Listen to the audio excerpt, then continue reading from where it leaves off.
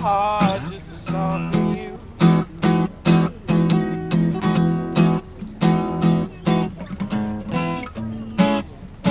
Seasons change.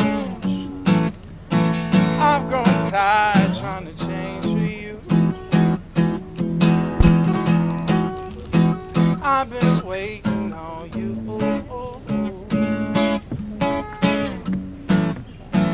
I've been waiting on you.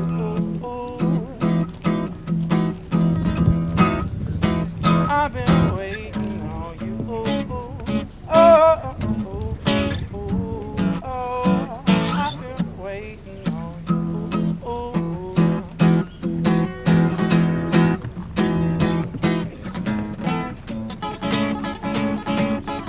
as it rains, it will wait, but it will wash us back of the taste. As it rains, the summer will warm, but the rain was gone.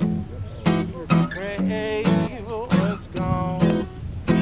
Rain was gone.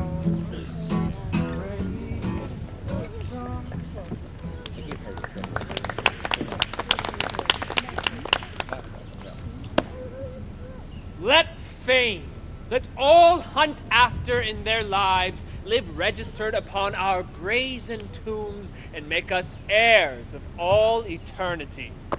Therefore, brave conquerors, for so you are, that war against your own affections and the huge army of the world's desires, our late edict shall strongly stand in force. Navarre shall be the wonder of the world. Our court shall be a little academe, still and contemplative in living art. You three, Baroon, Domain, and Longueville, have sworn 3 years' term to live with me, my fellow scholars, and to keep those statutes that are recorded in this schedule here. Your oaths are passed, and now subscribe your names, that his own hand may strike his honor down that violates the smallest branch herein. If you are armed to do, as sworn to do, subscribe to your deep oaths, and keep them too. I am resolved. 'Tis but a 3-year fast. The mind shall banquet, though the body pine. Fat paunches have lean pates, and dainty bits make rich the ribs, but bankrupt the wits. My loving lord, Dumaine is mortified. The grosser manner of these world's delights he throws upon the gross world's baser slaves. To love, to wealth, to pomp, I pine and die, with all these living in philosophy.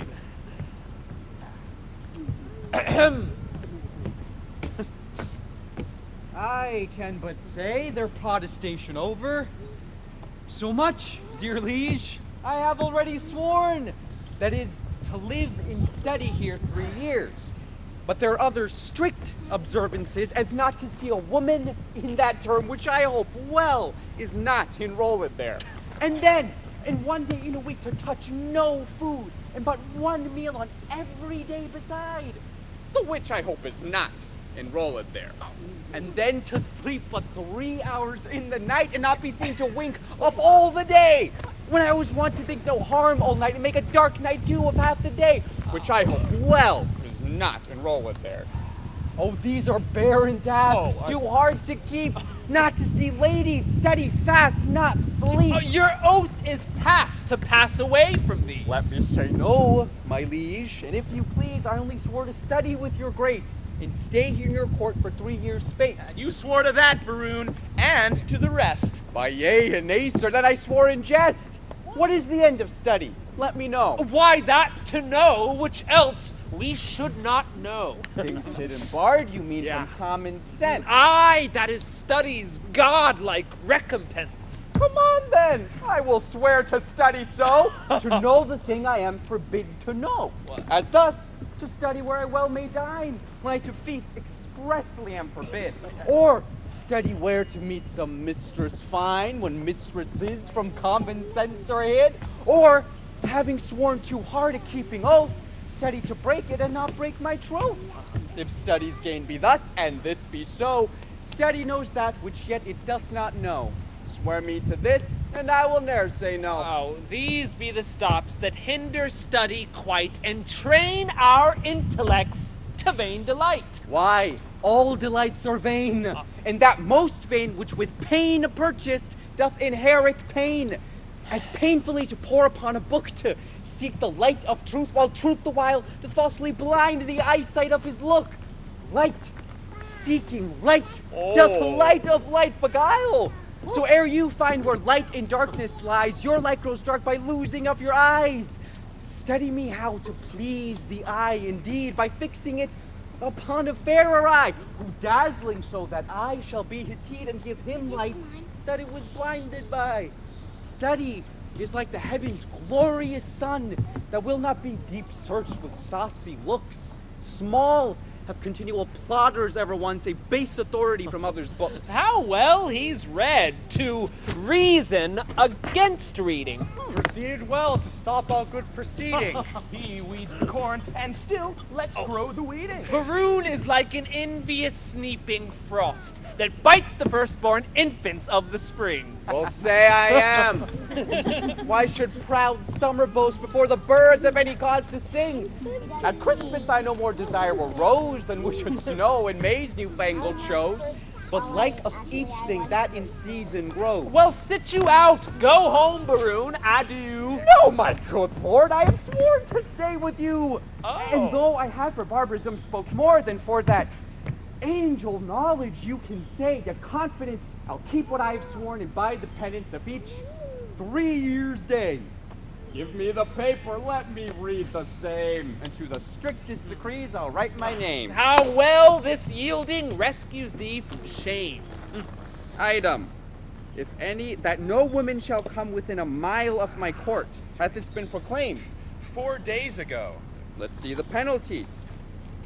On pain of losing her tongue. What? Who devised this penalty? Mary, that did I. Sweet lord, and why? To fright them hence with that dread penalty. A dangerous law against gentility.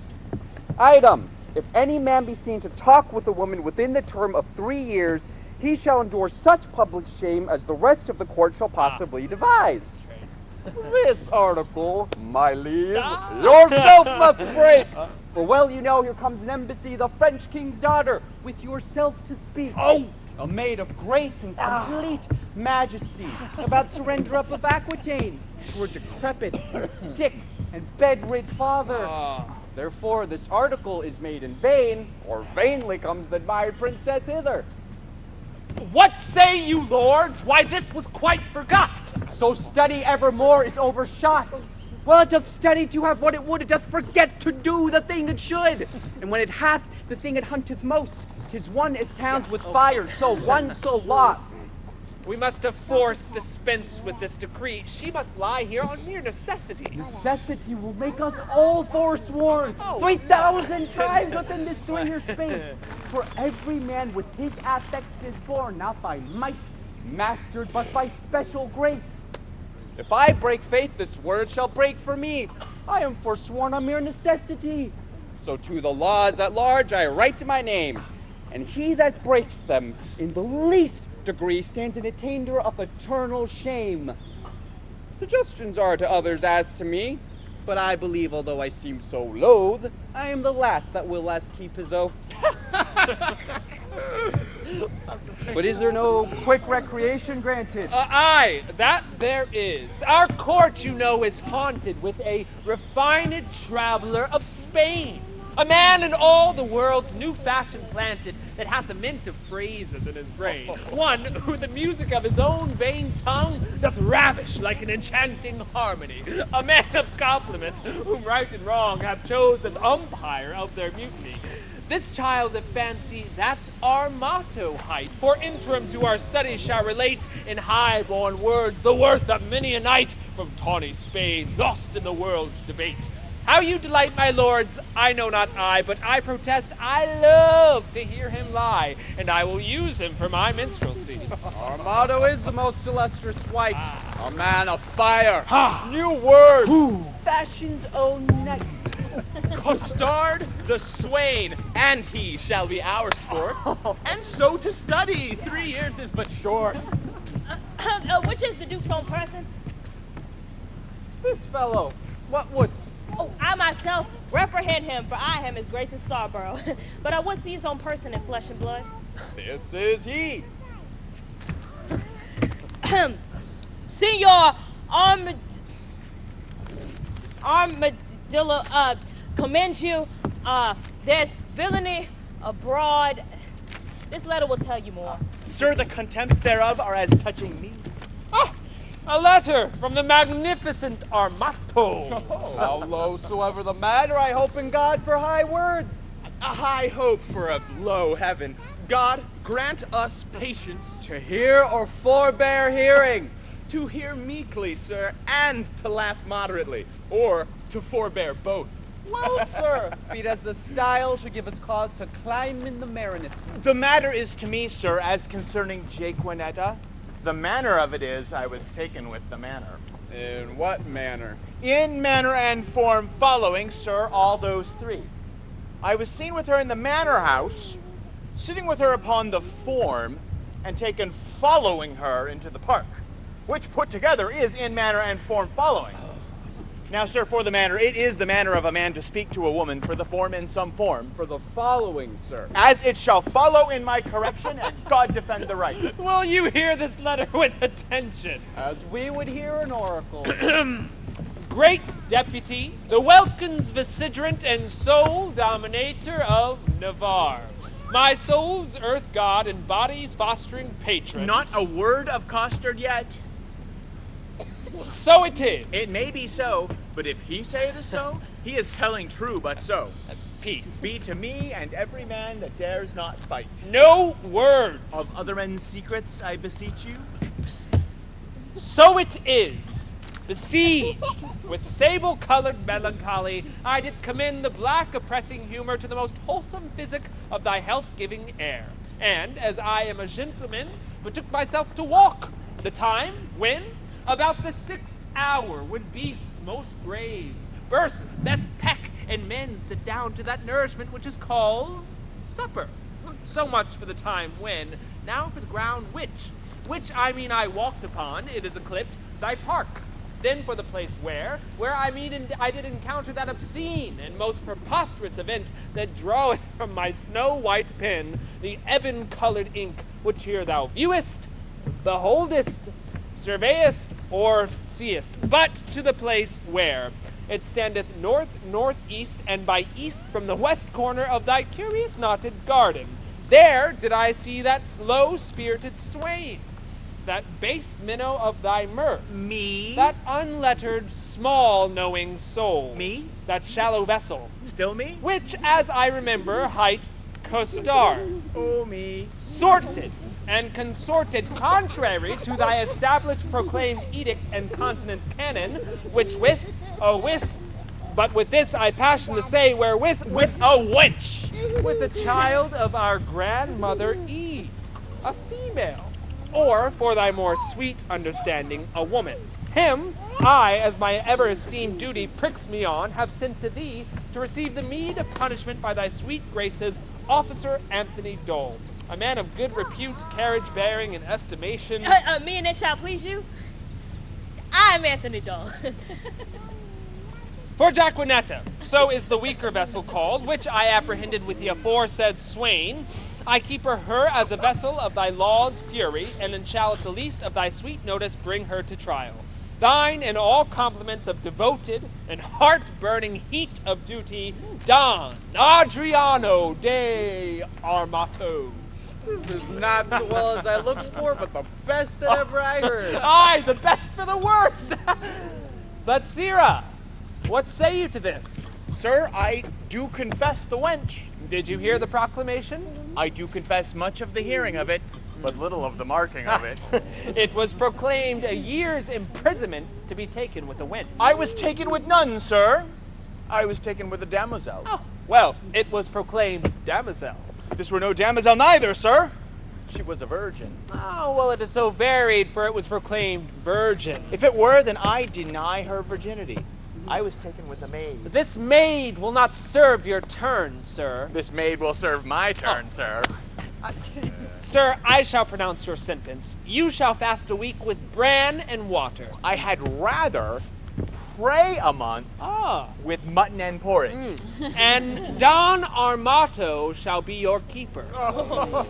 My lord Baroon, see him delivered o'er. And go we, lords, to put in practice that which each to other we have so strongly sworn. I'll lay my head to any good man's hat. These oaths and laws will prove an idle scorn. Sirrah, come on. Why? What a sign is it when a man of great spirit grows melancholy? A great sign, sir, that he will look sad. Why? A sadness is one and the self-same thing, dear Im. Oh, no. Oh, Lord, sir, no. How canst thou part a sadness and melancholy, my tender juvenile? By a familiar demonstration of the working, my tough senior. Why, tough senior? Why, tough senior? Why, a tender juvenile? Why, a tender juvenile?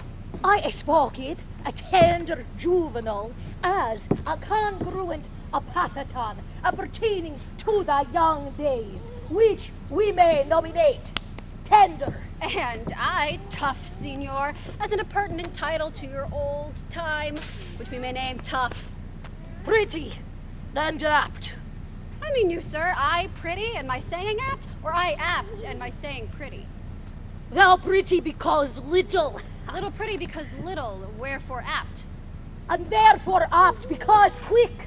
Speak you this in my praise, master? In thy condign I praise. will praise an eel with the same praise. What? That an eel is ingenious? That an eel is quick. I do say, thou art quick in answers, thou heedest my blood. I am answered, sir. I have promised to study 3 years with the Duke. You may do it in an hour, sir. Impossible! How many is one thrice told? I am ill at reckoning it fits the spirit of a tapster. You are a gentleman and a gamester, sir.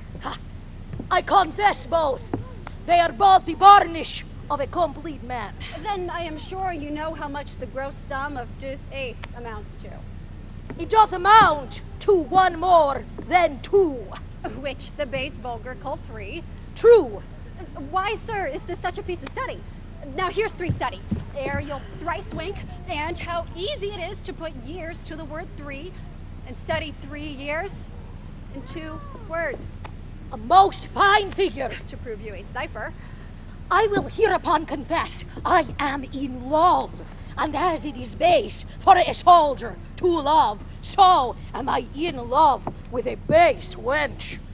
If drawing my sword against the humor of affection would deliver me from the reprobate thought of it, I would take Desire prisoner and ransom him to any French courtier for a new devised courtesy.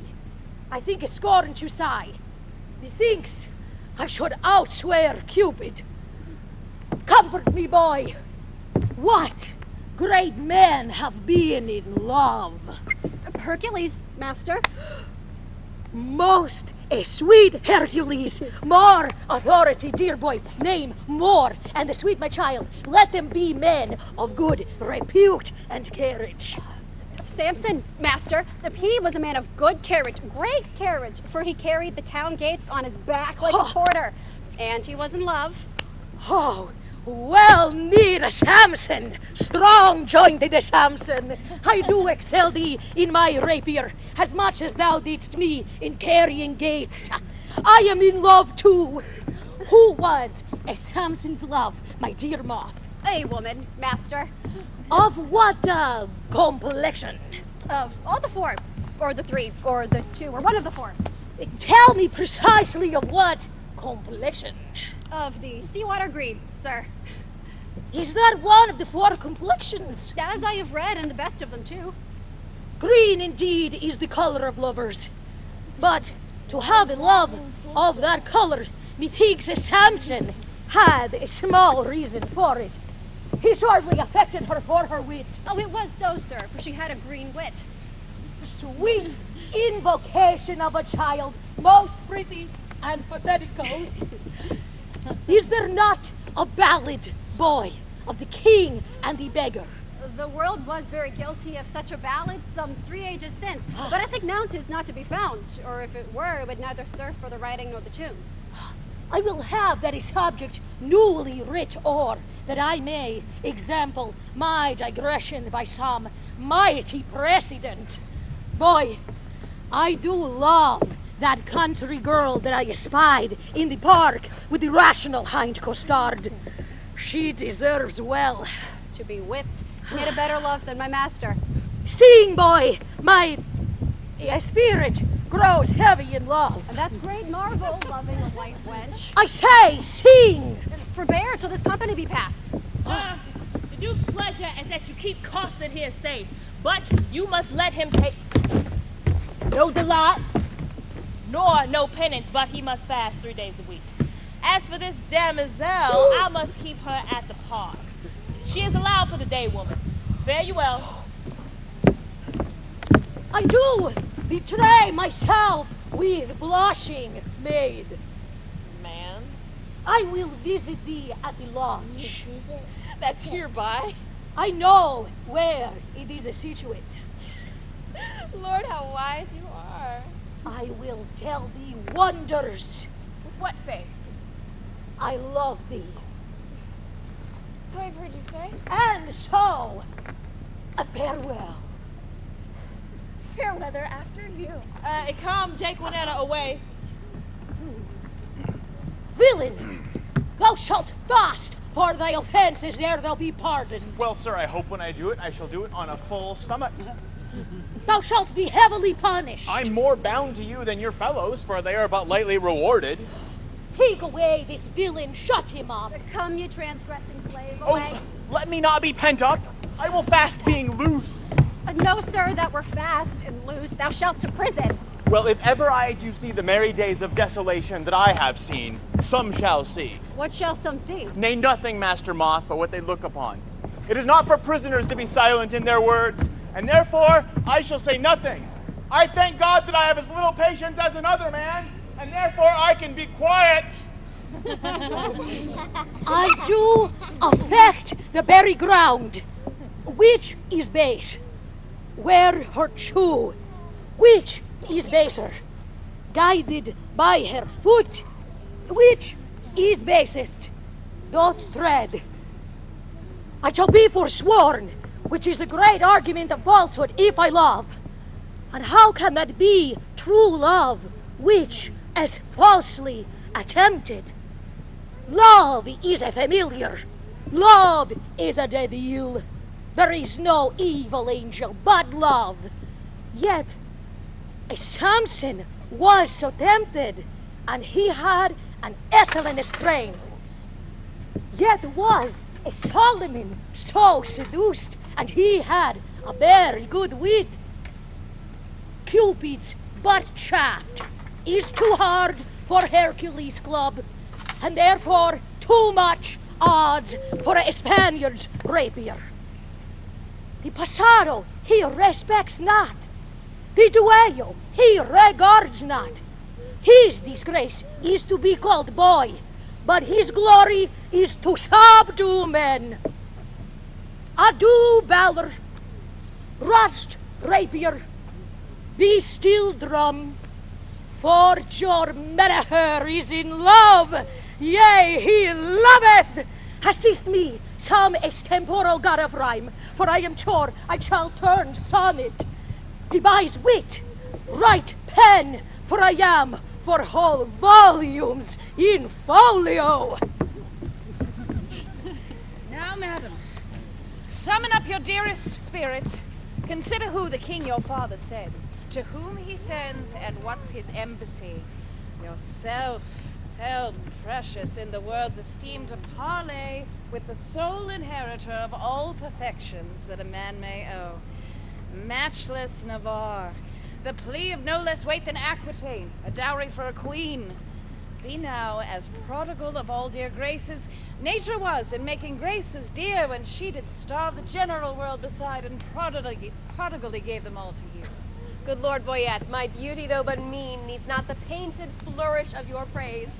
Beauty is bought by judgment of the eye, not uttered by base sale of chapmen's tongues. I am less proud to hear you tell my worth than you much willing to be counted wise in spending your wit in the praise of mine. But now to task the tasker, good Boyette. You are not ignorant, all telling fame doth noise abroad. Navarre hath made a vow.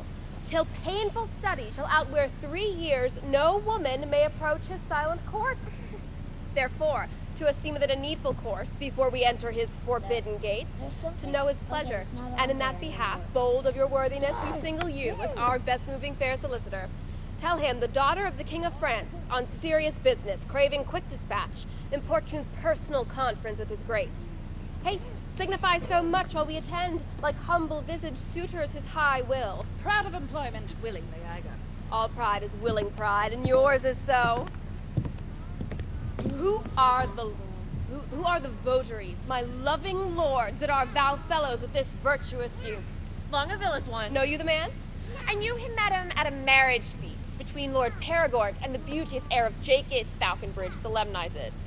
In Normandy I saw this Longaville, a man of sovereign parts, he is esteemed, well fitted in arts, glorious in arms. Nothing becomes him ill that he would well. The only soil of his fair virtue's gloss, if virtue's gloss will stain with any soil, is too sharp a wit matched with too blunt a will, whose edge hath power to cut those whose will still wills. It should none spare that come within its power. Some merry mocking lord, belike, is so? They say so most, that most his humors know. Such short-lived wits do wither as they grow. Who are the rest? The young Dumaine, a well-accomplished youth, of all that virtue loved for virtue loved, most power to do most harm, least knowing ill, for he hath wit to make an ill shape good, and shape to win grace, though she had no wit. I saw him at the Duke Alonso's once, and much too little of that good I saw. It is my report to his great worthiness. Another of these students at that time was there with him, as I have heard a truth. Baroon they call him, but a merrier man, within the limit of becoming mirth. I never spent an hour's talk with all. His eye begets occasion for his wit, for every object that the one doth catch, the other turns to mirth-moving jest, which his fair tongue, conceits expositor, delivers in such apt and gracious words that aged ears play truant at his tales and younger hearings are quite ravishes. So sweet and voluble is his discourse. God bless my ladies! Are they all in love, that every one her own hath garnished with such bedecking ornaments of praise? Here comes Boyette. Now what admittance, lord? Navarre had notice of your fair approach, and he and his competitors in oath were all addressed to meet you, gentle lady, before I came. Marry, thus much I have learned. He rather means to lodge you in the field, like one that comes here to besiege his court, than seek a dispensation for his oath to let you enter his unpeopled house. Here comes Navarre. Ha! Fair princess, welcome to the court of Navarre. Fair I give you back again, and welcome I have not yet.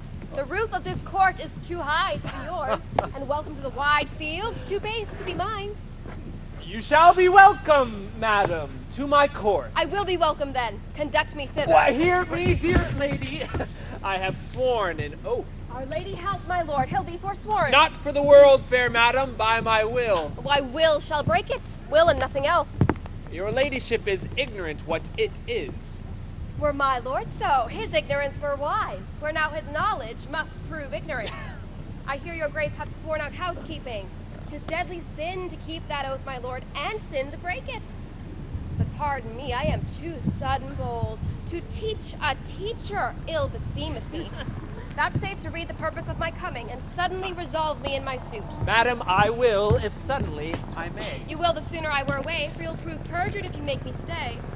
Did not I dance with you in Brabant once? Did not I dance with you in Brabant once? I know you did. How needless was it then to ask the question? You must not be so quick. 'Tis long of you that spur me with such questions. The wit's too hot, it speeds too fast, 'twill tire. Not to leave the rider in the mire. What time of day? The hour that fools should ask. How fair will fall your mass, Fair fall the face it covers. and send you many lovers. Amen to you be none. Nay, then will I be gone. Madam, your father here doth intimate the payment of 100,000 crowns, being but the one half of an entire sum dispersed by my father in his wars. But say that he, or we, as neither have received that sum, and yet there remains unpaid 100,000 more, in surety of the which one part of Aquitaine is bound to us. If then the king your father would but restore that one half which is unsatisfied, we will give up our right in Aquitaine and hold a fair friendship with his majesty. But that seems his little purposeth. Fair princess, were not his requests so far from reason's yielding, your fair self should make a yielding against some reason in my breast, and go well satisfied to France again. You do the king my father too much wrong, and wrong the reputation of your name, and so unseeming to confess receipt of that which hath so faithfully been paid. I do protest I never heard of it, and if you prove it, I'll repay it back, or yield up Aquitaine. We rest your word. Boyette, you can produce acquittances for such a sum from special officers of Charles his father. Satisfy me so. Oh, so please, your grace, the packet is not come with that and other specialties abound. Tomorrow you shall have a sight of them. It shall suffice me, at which interview all liberal reason I would yield unto. Meantime, receive such welcome at my hand, as honor, without breach of honor, may make tender of thy true worthiness.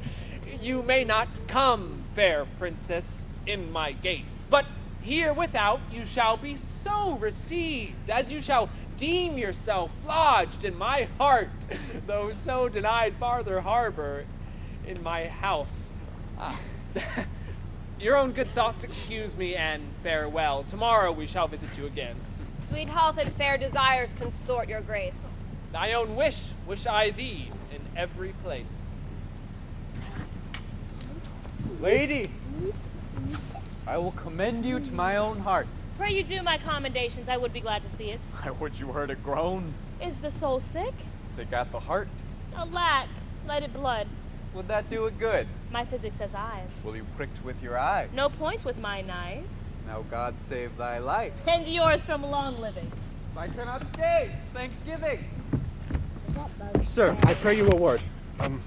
What lady is that same? The heir of Alanson, Catherine, her name. A gallant lady. Monsieur, fare you well. I beseech you, a word. What is she in the white? A woman. Sometimes, if you saw her in the light. Perchance, light in the light, I desire her name. She hath but one for herself to desire, that were a shame. Pray you, sir, whose daughter? Her mother's, I have heard. God's blessings are your beard. Oh, good sir, be not offended. She is an heir of Falconbridge. Nay, my collar is ended. She is a most sweet lady. Not unlike, sir, that may be. Is she wedded or no? To her will, sir, or so. You're welcome, sir. Adieu. Farewell to be, sir, and welcome to you. That last was Baroon, the merry madcap lord. No word from him but a jest. And every jest but a word. It was well done of you to take him at his word. I was as willing to grapple as he was to board. 2 hot sheets, Mary. And wherefore not ships? No sheep, sweet lamb, unless we feed on your lips.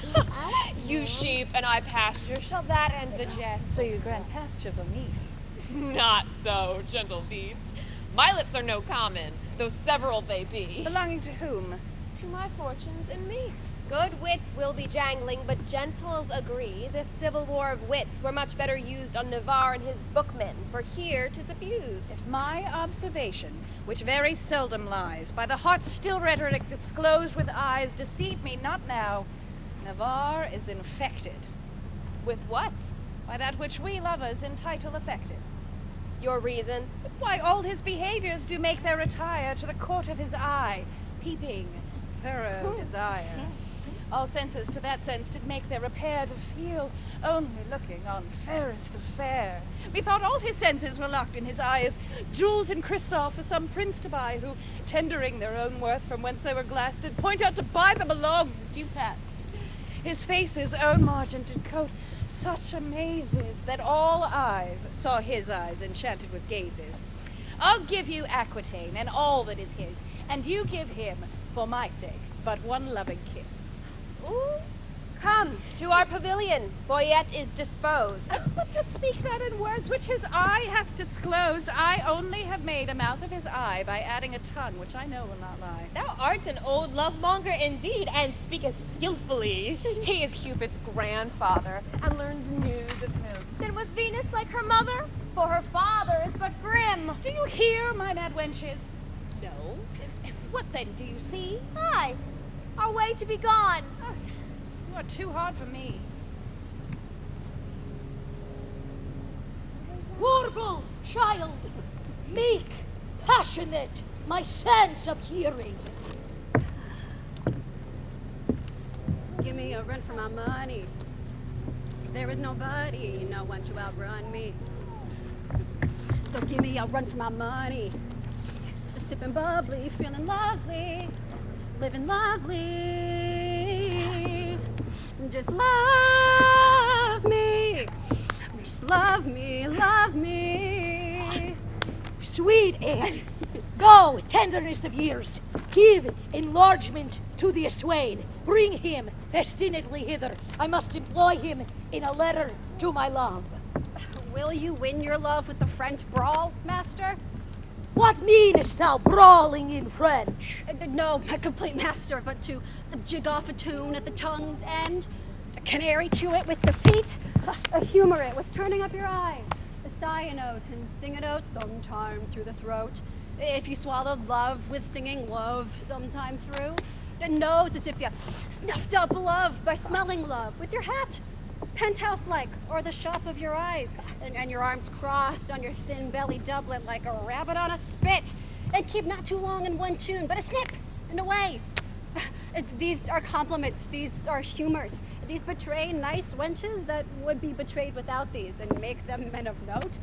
Do you note men that are most affected to these? How hast thou purchased this experience? By my penny of observation. But oh! The hobby horses forgot.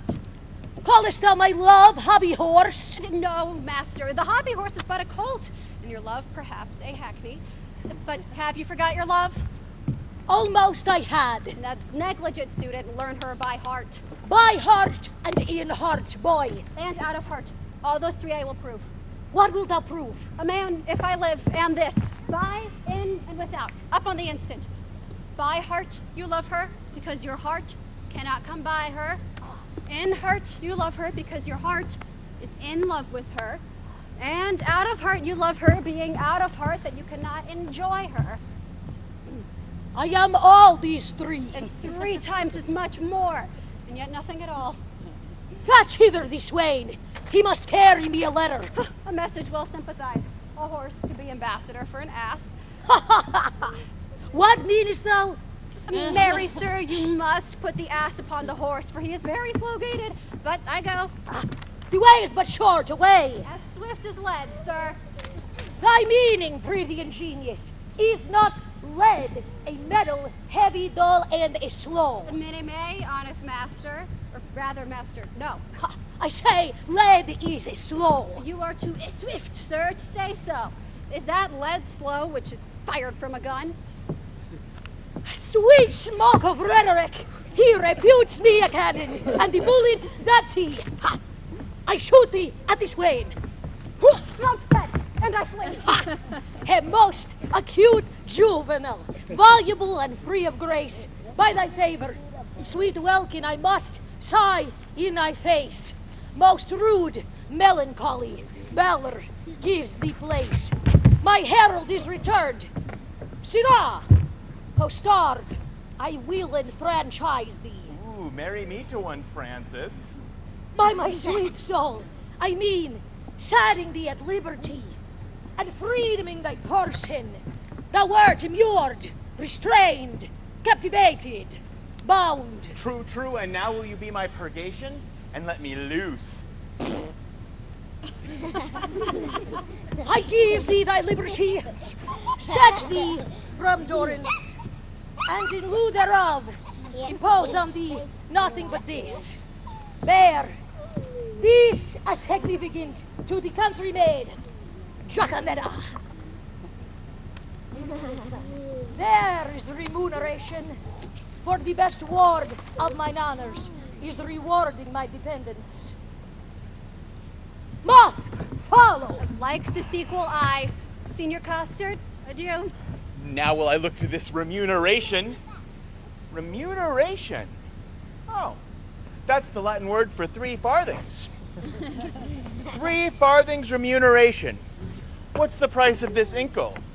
I don't know. I'll give you a remuneration for it. Why, it carries it. Remuneration. Why, it's a fairer name than a French crown. I will never buy and sell out of this word. Oh, my good knave Costard, exceedingly well met. Pray you, sir, how much carnation ribbon may a man buy for a remuneration? What is a remuneration? Marry, sir, halfpenny farthing. Oh, why then 3 farthings worth of silk. I thank your worship. God be with you. Go stay, slave! I must employ thee, as thou wilt win my favor. Good my knave, do one thing for me that I shall entreat. When would you have it done, sir? Oh, this afternoon? Well, I will do it, sir. Fare you well. Oh, thou knowest not what it is. I shall know, sir, when I have done it. Why, villain, thou must know first. I will come to your worship tomorrow morning. It must be done this afternoon. Hark, slave! It is but this. The princess comes to hunt here in the park, and in her train there is a gentle lady. When tongues speak sweetly, then they name her name, and Rosaline they call her.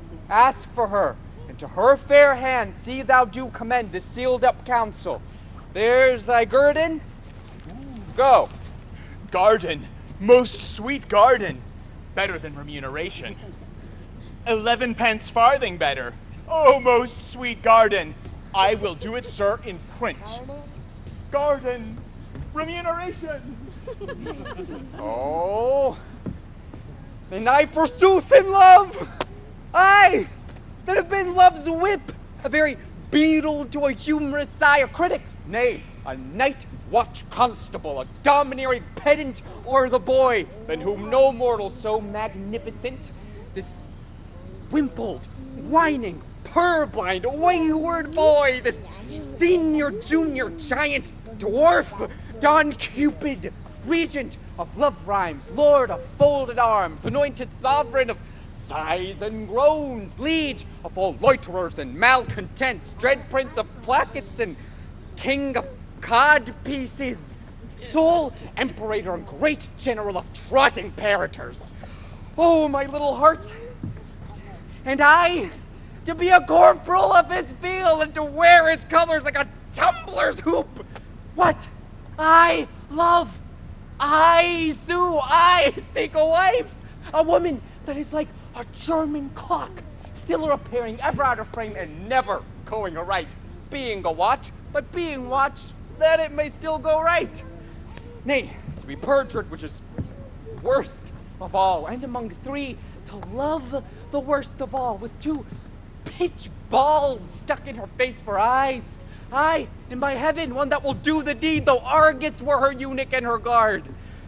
And I to sigh for her, to watch for her, to pray for her, go too. It is a plague that Cupid will impose for my neglect of his almighty, dreadful little might. Well, I will love, write, sigh, pray, sue, groan. Some men must love my lady, and some Joan. Was that the king that spurred his horse so hard against the steep uprising of the hill? I know not, but I think it was not he. Whoever he was showed a mounting mind. Well, loves, today we shall have our dispatch. On Saturday we will return to France. Then, Forrester, my friend, where is the bush that we must stand and play the murderer in?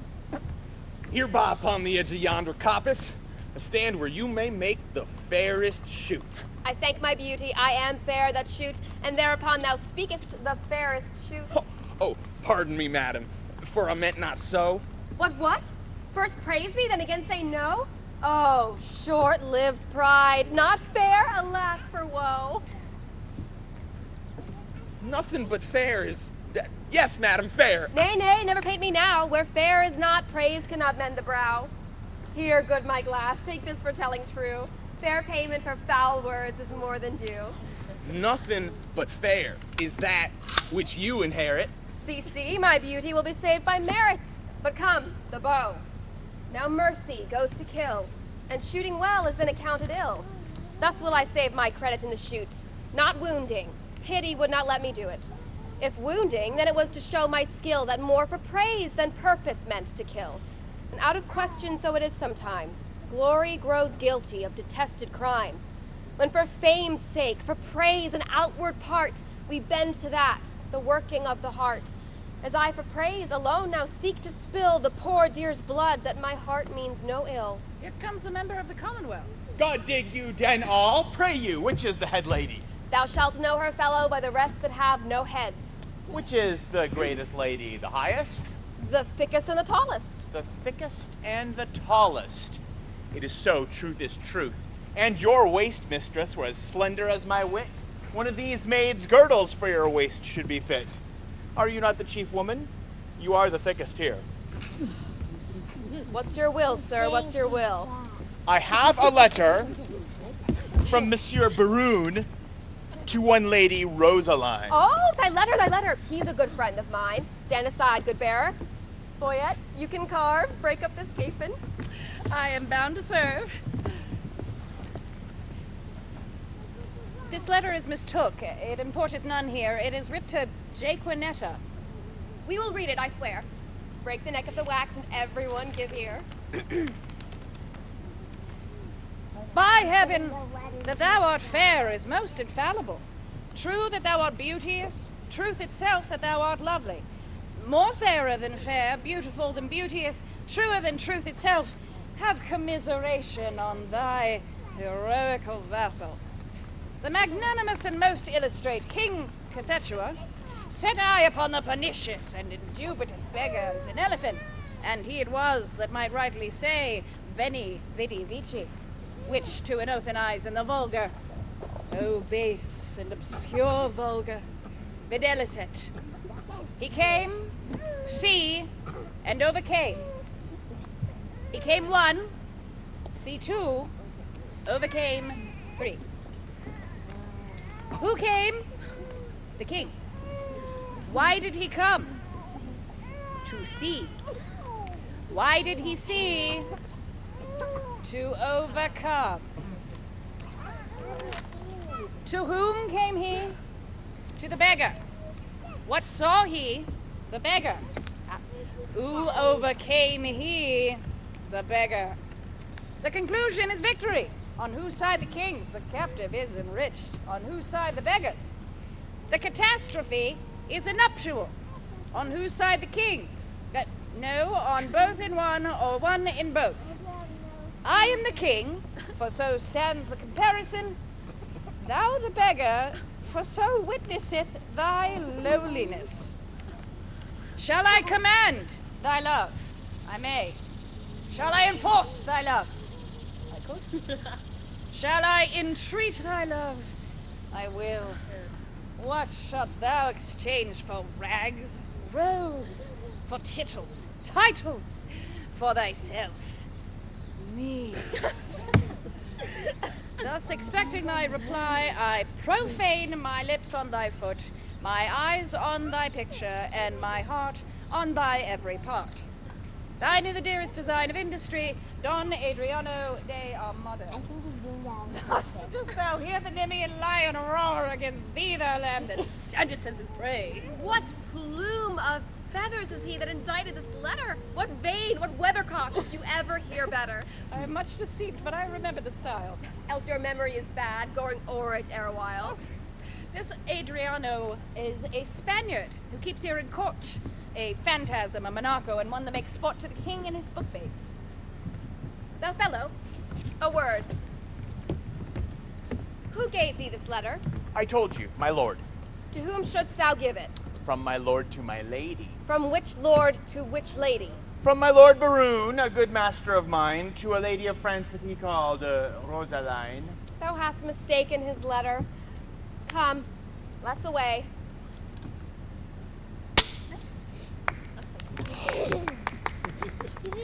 Here, sweet, put up this.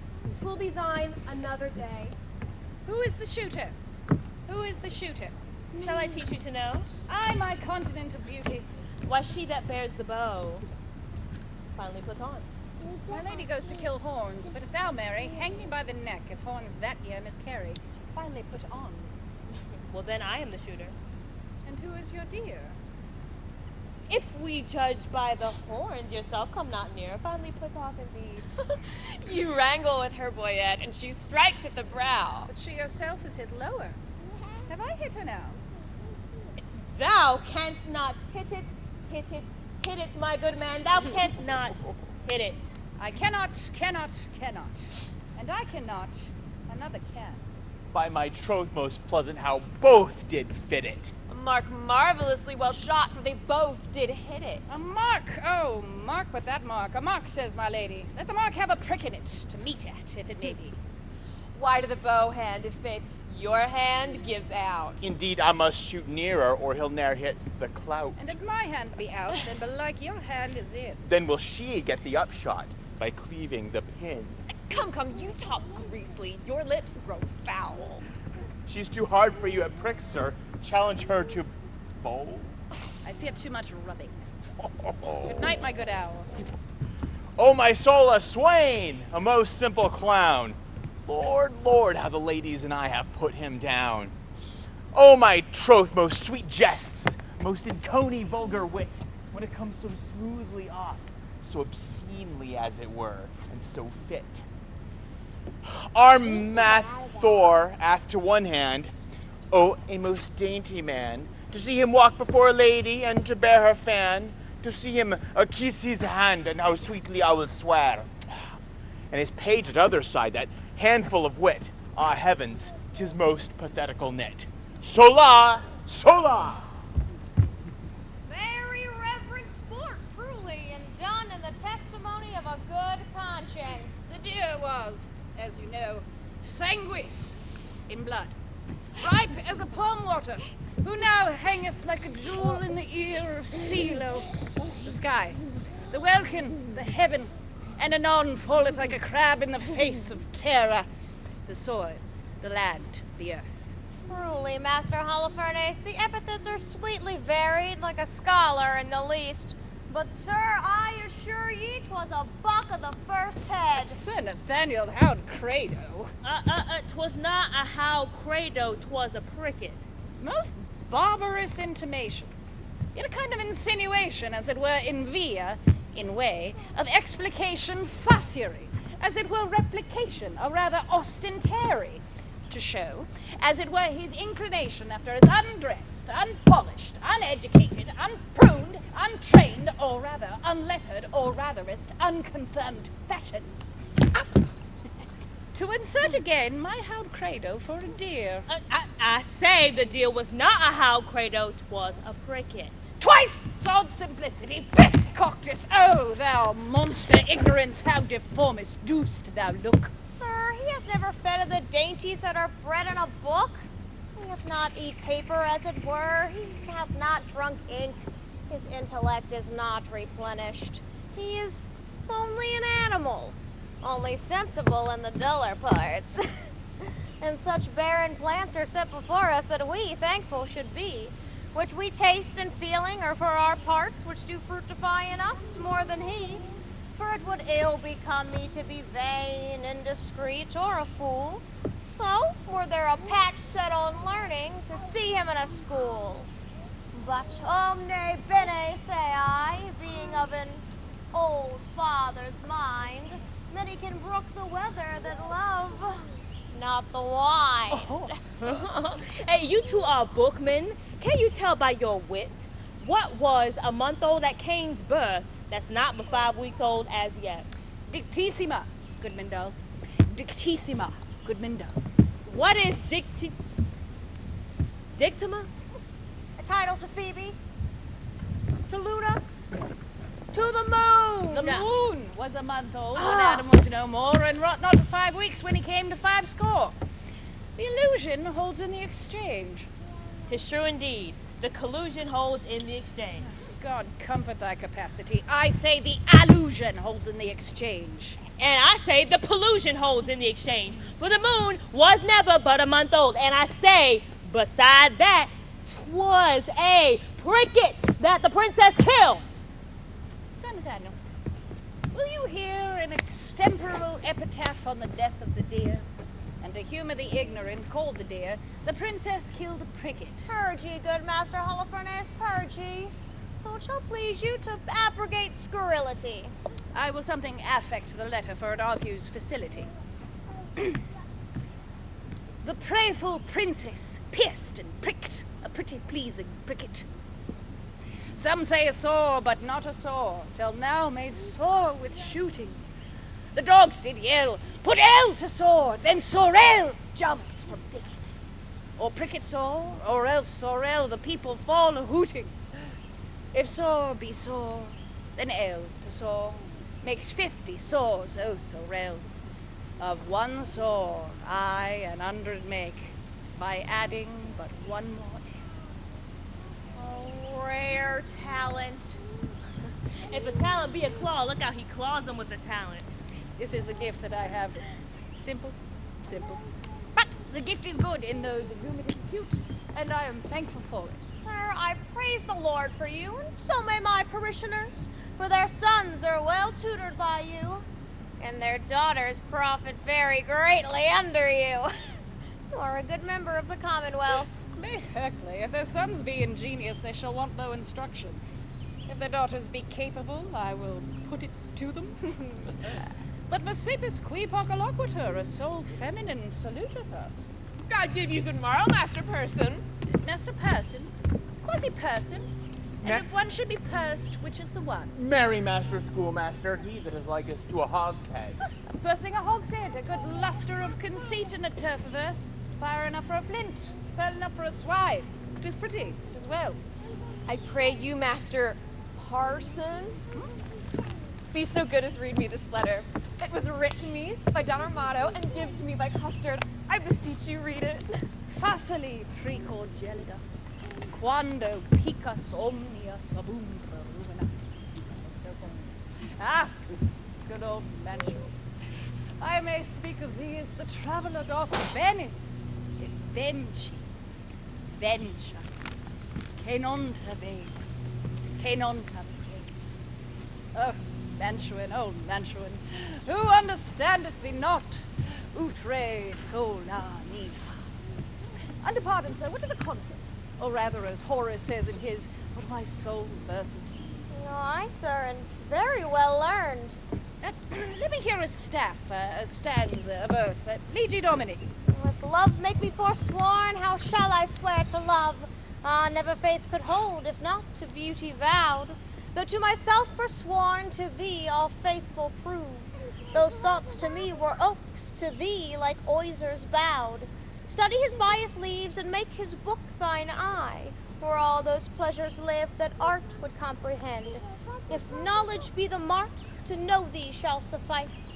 Well learned is that tongue that well to thee commend. All ignorant that soul that sees thee without wonder. It is to me some praise that I thy parts admire. Thy eye Jove's lightnings bears, thy voice his dreadful thunder, which not to anger bent is music and sweet fire. Celestial as thou art, O pardon love this wrong, that sings heaven's praise with such an earthly tongue. You find not the apostrophs and so miss the accent. Let me supervise the canonate. Here are only numbers ratified, but for the elegancy, facility, and golden cadence of posy carrot. Ovidius Naso was the man. And why indeed Naso, but for smelling out the odoriferous flowers of fancy? Mademoiselle Burton, was this directed to you? I, sir, from one Baroon, one of the strange queen's lords. I will overglance the superscript. To the fair hand of the most beauteous Lady Rosaline. I will look again on the intellect of the letter for the nomination of the party written to the person written unto. Your ladyships in all desired employment, Baroon. Sir Nathaniel, this Baroon is one of the votaries with the king, and here he hath framed a letter to a sequent of the stranger queens, which accidentally or by way of progression miscarried. Trip and go, my sweet. Deliver this paper into the hand of the king.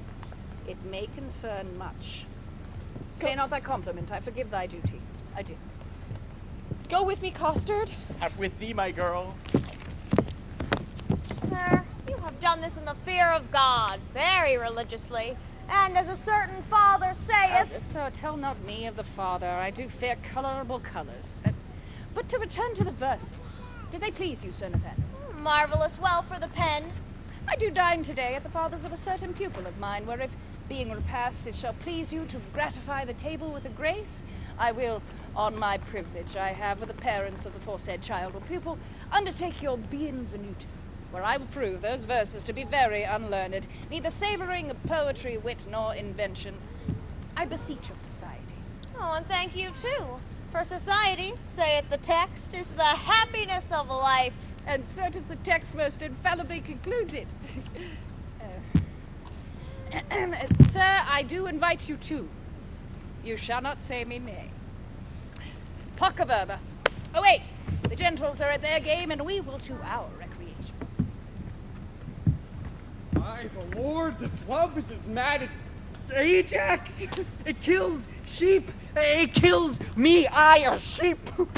Well proved again on my side. I will not love. Hang me if I do. In faith, I will not. Oh, but her eye.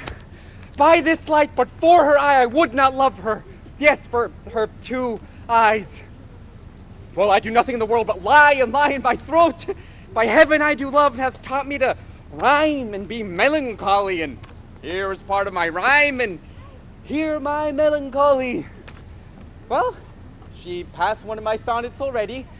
The clown bore it, the fool sent it, and the lady hath it. Sweet clown, sweeter fool, sweetest lady. By the world, I would not care a pin if the other 3 were in. Here comes one with a paper. God give him grace to groan. Ay, me. Shut by heaven, proceed, sweet Cupid. Thou stumped him with thy bird bolt under the left pap. In faith, secret. So sweet a kiss the golden sun gives not to those fresh morning drops upon the rose, as thy eye beams when their fresh rays have smote the night of dew that on my cheeks down flows, nor shines the silver moon one half so bright through the transparent bosom of the deep, as doth thy face through tears of mine give light. Thou shinest in every tear that I do weep. No drop, but as a coach doth carry thee, so ridest thou triumphing in my woe. Do but behold these tears that swell in me, and they thy glory through my grief will show. But do not love thyself, then thou wilt keep my tears for glasses and still make me weep. Oh, queen of queens, how far dost thou excel? No thought can think, nor mortal tongue can tell. How will she know my griefs? Ah, sweet leaves shade folly. Oh, who is he comes here? What, Longaville? And reading? Listen, ear. Now in thy likeness one more fool appear. Ay me, I am forsworn. In love, I hope. Sweet fellowship in shame. One drunkard loves another of the name. Am I the first to have been perjured so? I could put thee in comfort, not by 2 that I know. I fear these stubborn lines lack power to move. Oh, sweet Maria, empress of my love, these numbers will I tear and write in prose. No, this same shall go.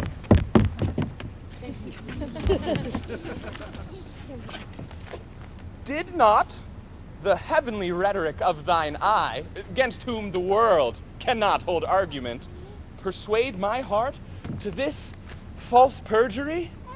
Vows for thee broke deserve not punishment. A woman I forswore, but I will prove thou, being a goddess, I forswore not thee. My vow was earthly, thou a heavenly love. Thy grace being gained cures all disgrace in me. Vows are but breath, and breath a vapor is. Then thou fair sun, which on this earth dost shine, exhalest this vapor vow. In thee it is. If broken then, it is no fault of mine. If by me broke, what fool is not so wise to lose an oath to win a paradise? God amend us, God amend. We are much out of the way. Now by whom shall I send this? Company, stay. More sacks to the mill! Oh heavens, I have my wish to main transformed 4 woodcocks in a dish. Oh, most divine Kate. Oh, most profane coxcomb. By heaven, the wonder of a mortal eye. Oh, that I had my wish. And I had mine. And mine too, good Lord. Amen. So I had mine. Is not that a good word? I would forget her, but a fever, she rages in my blood, and will remembered be. Oh, once more I'll read the ode that I have writ. Once more I'll mark how love can vary wit. On a day, alack the day, love whose month is every May, spied a blossom passing fair, playing in the wanton air. Through the velvet leaves the wind, all unseen can passage find. That the lover, sick to death, wish himself the heaven's breath. Ere, quoth he, thy cheeks may blow, ere would I my triumph sow. But alack, my hand is sworn, ne'er to pluck thee from thy thorn. Thou alack for youth unmeet, youth so apt to pluck us sweet. Do not call it sin in me, that I am forsworn for thee. Thou, for whom Jove would swear, Juno but an Aethiop were, and deny himself for Jove, turning mortal for thy love. This will I send in something else more plain, that shall express my true love's fasting pain. Oh, were the King Barun and Longaville were lovers too. Ill to example ill, would from my forehead wipe a perjured note. For none offend, where all alike do dote. Do maid. Thy love is far from charity, that in love's grief desirest society. You may look pale, but I should blush, I know, to be o'erheard and taken napping so. Come, sir, you blush as his. Your case is such. You chide at him, offending twice as much. You do not love Mariah?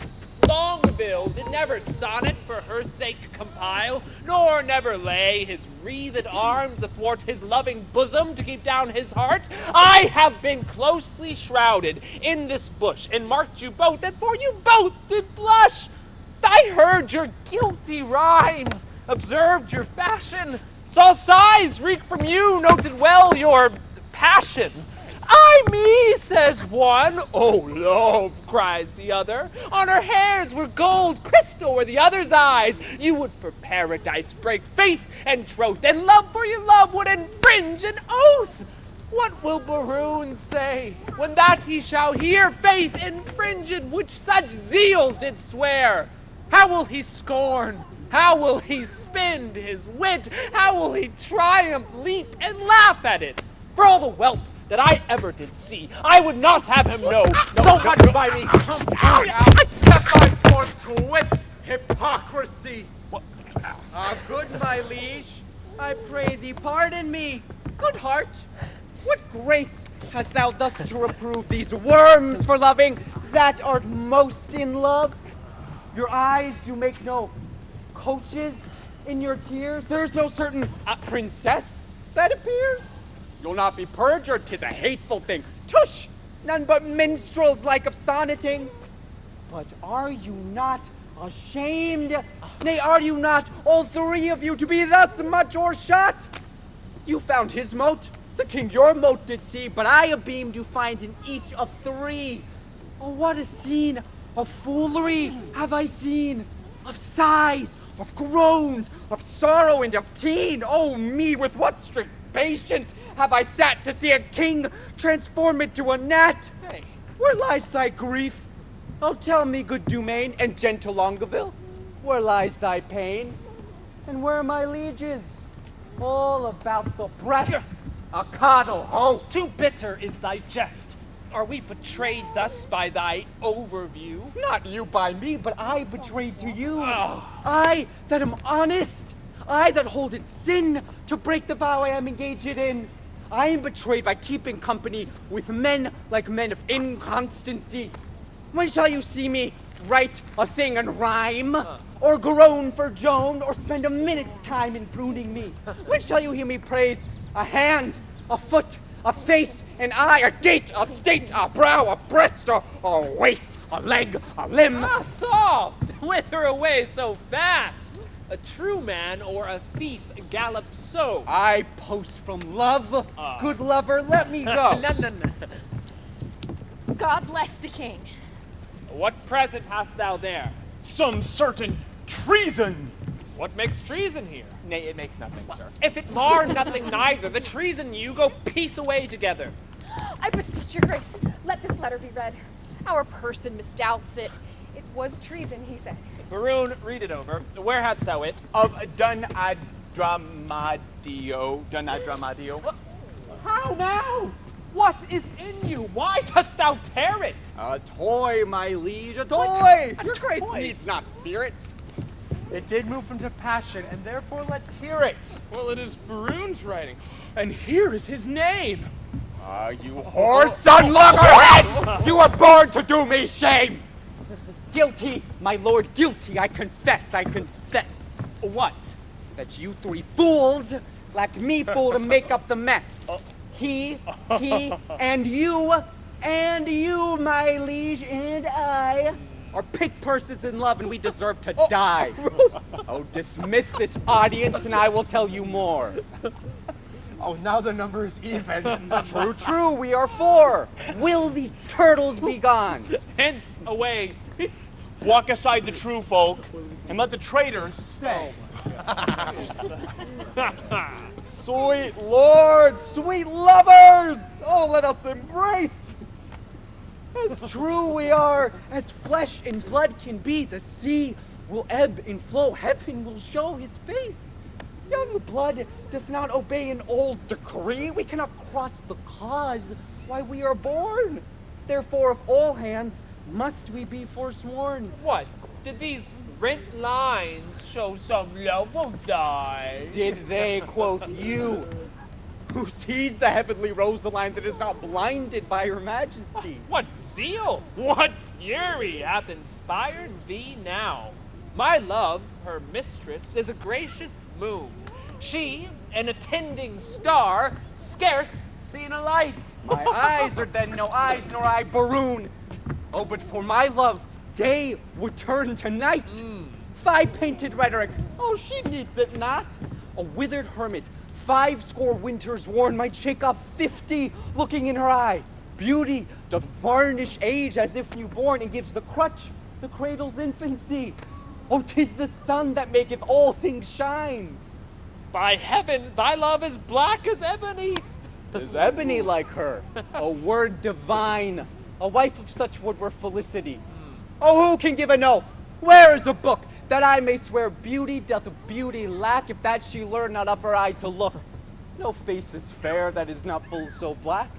Your mistresses dare never come in rain, for fear their colors should be washed away. Well, 'twere good yours did, for sir, to tell you plain, I'll find a fairer face not washed today. I'll prove her fair or talk till doomsday here. No devil will fright thee then so much as she. I never knew man hold vile stuff so dear. Why, here's thy love. My foot and her face see. Oh, if the streets were paved with thine eyes, her feet were much too dainty for such tread. Oh, vile, then as she goes, what upward lies? The street should see as she walked overhead. But, what of this? Are we not all in love? Oh, nothing so sure, and thereby all forsworn. Then leave this chat, and good Baroon, now prove our loving lawful and our faith not torn. I'll marry there, some flattery for this evil. Yeah. Oh, some authority how to proceed, some tricks, some quillets, how to cheat the devil. Yeah. Some salve for perjury. Oh, 'tis more than need. Have at you then. Affection's men at arms. Consider what you first did swear unto, to fast, to study, and to see no woman, flat treason against the kingly state of youth.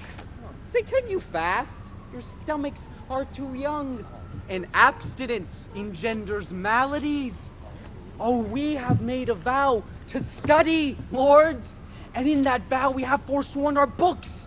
For when would you, my liege, or you, in leaden contemplation have found out such fiery numbers as the prompting eyes of beauty's tutors have enriched you with? Other slow arts entirely keep the brain, and therefore finding barren practicers scarce show a harvest of their heavy toil. But love, first learned in a lady's eyes, lives not alone immured in the brain, but with the motion of all elements, courses as swift as thought in every power, and gives to every power a double power above their functions and their offices. It adds a precious seeing to the eye. A lover's eyes will gaze an eagle blind. A lover's ear will hear the lowest sound. For valor is not love, or Hercules still climbing trees in the Hesperides, subtle as Sphinx, as sweet and musical as bright Apollo's lute strung with his hair. Never durst poet touch a pen to write until his ink were tempered with love's sighs. Oh, then his lines would ravish savage ears, implant in tyrants mild humility. From women's eyes this doctrine I derive. They sparkle still the right Promethean fire. They are the books, the arts, the academes that show, contain, and nourish all the world, else not at all in aught proves excellent.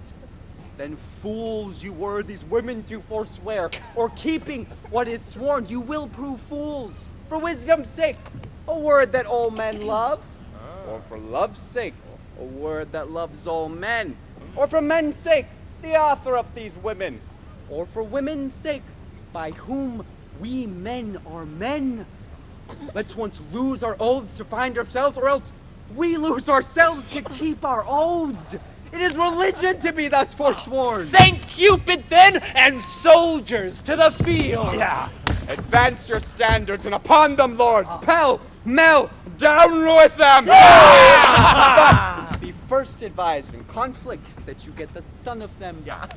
Now to plain dealing. Lay these glozes by.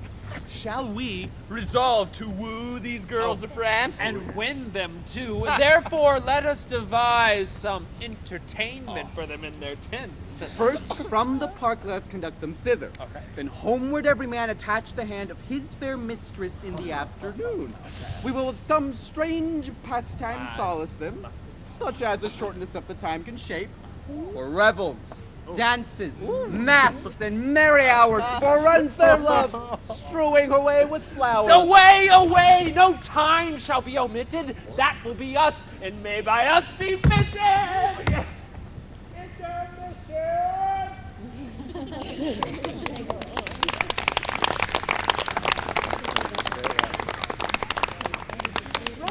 Go run.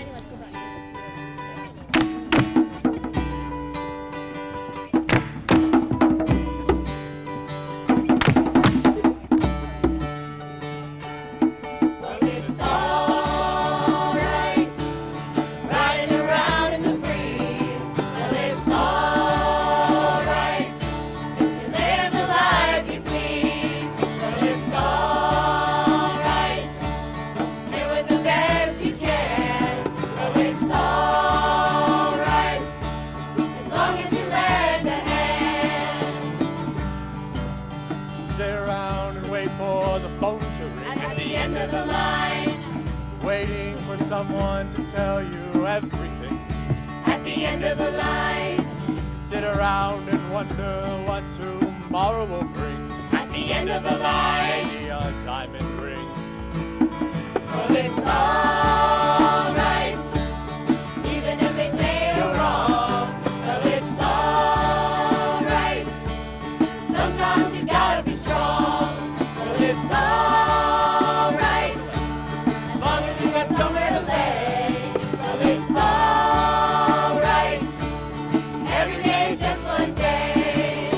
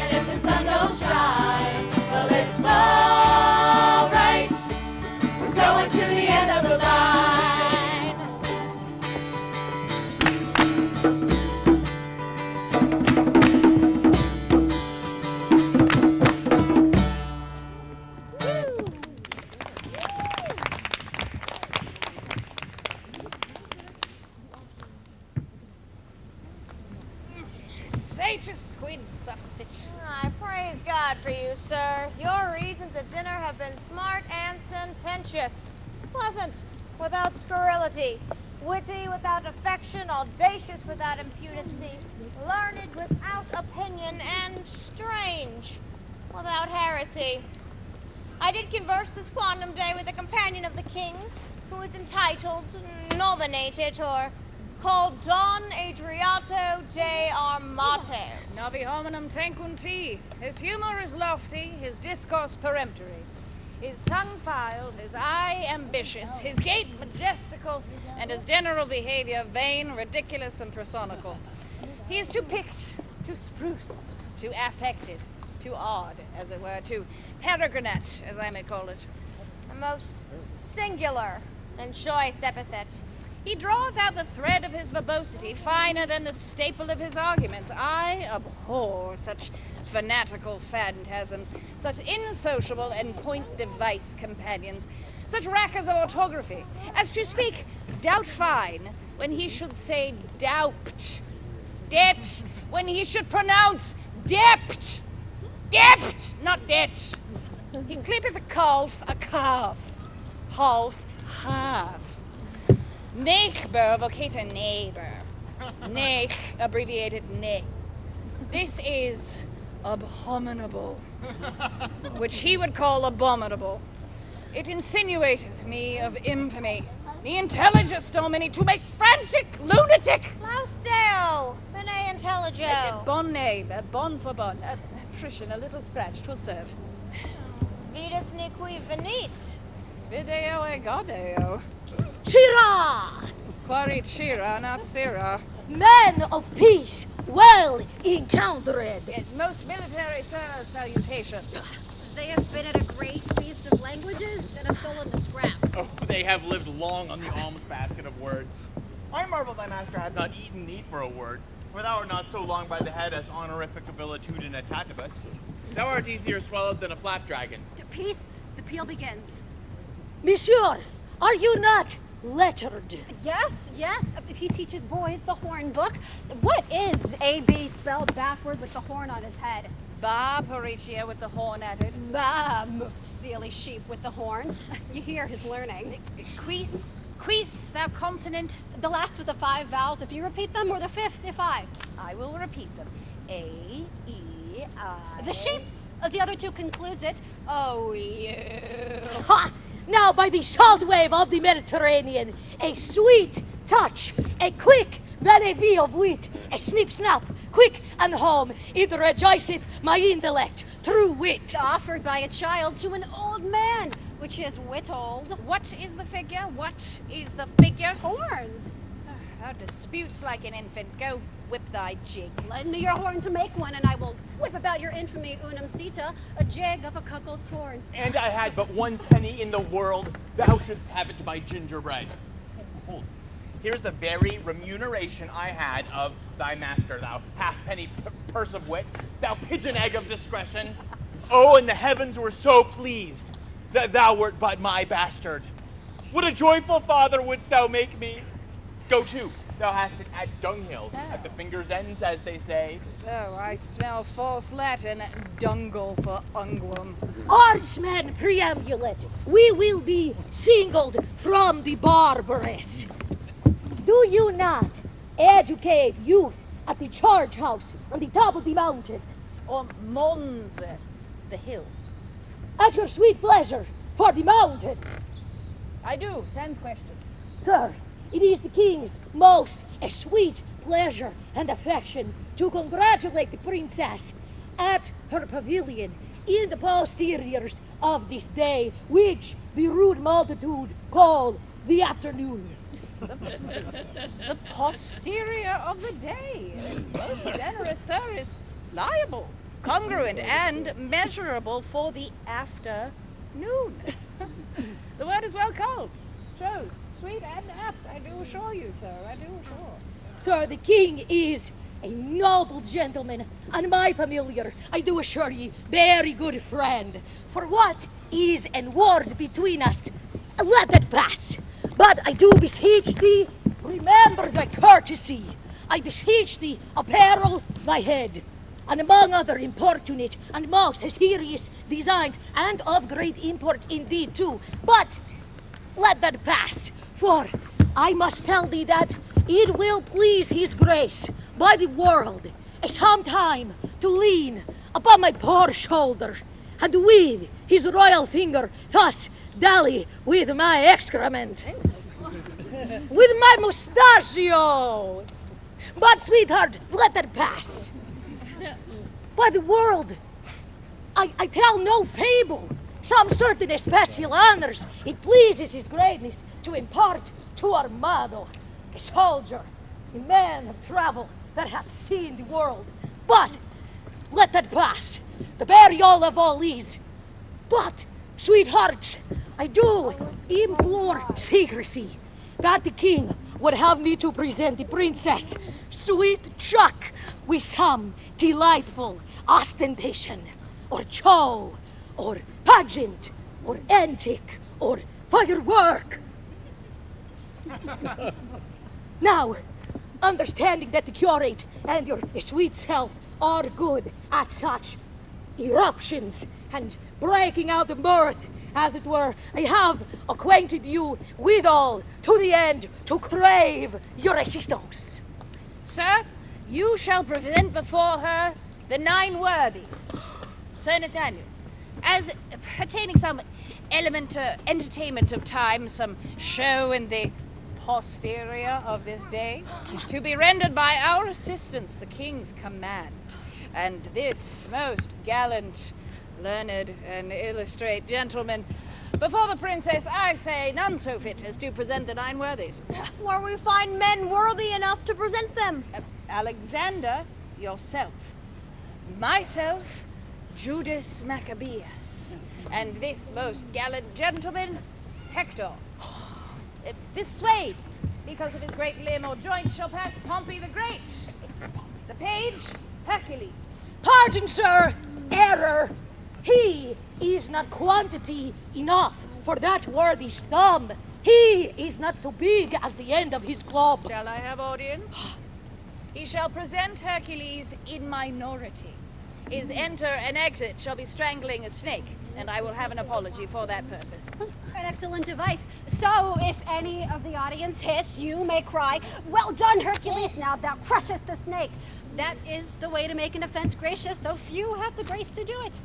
For the rest of the worthies, I will play 3 myself. Thrice worthy gentlemen. Shall I tell you a thing? We attend.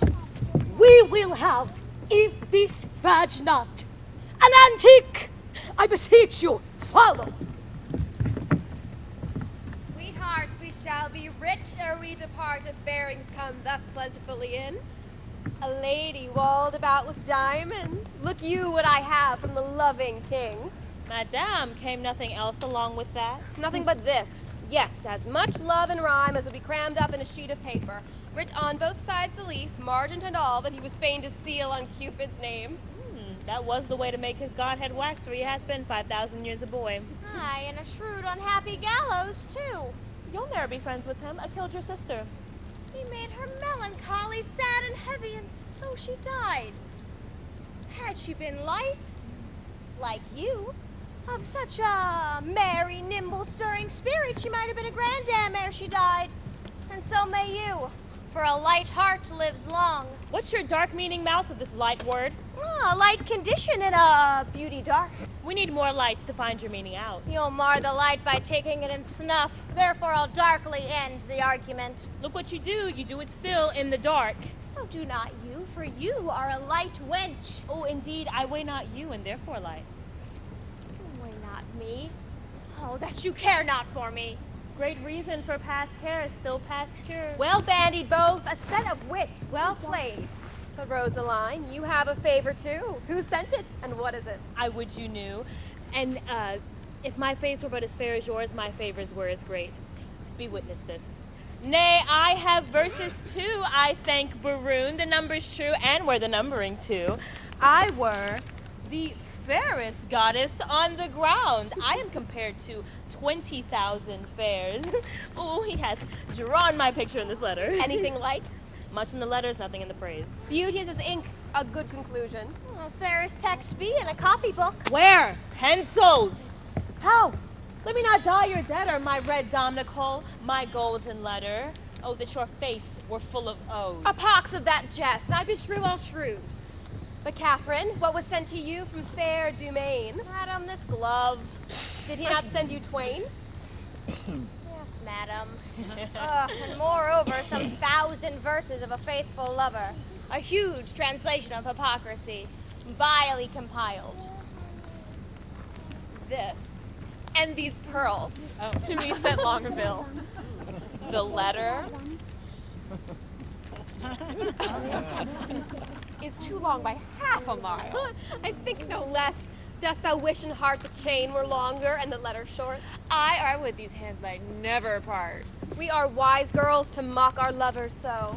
They are worse fools to purchase mocking so. That same Baroon, I'll torture ere I go. That I knew he were but in by the week, how I would make him fawn, and beg, and seek, and wait the seasons, and observe the times, and spend his prodigal wits in bootless rhymes, and shape his service wholly to my device, and make him proud to make me proud that jest. None are so surely caught when they are catched as wit turned fool.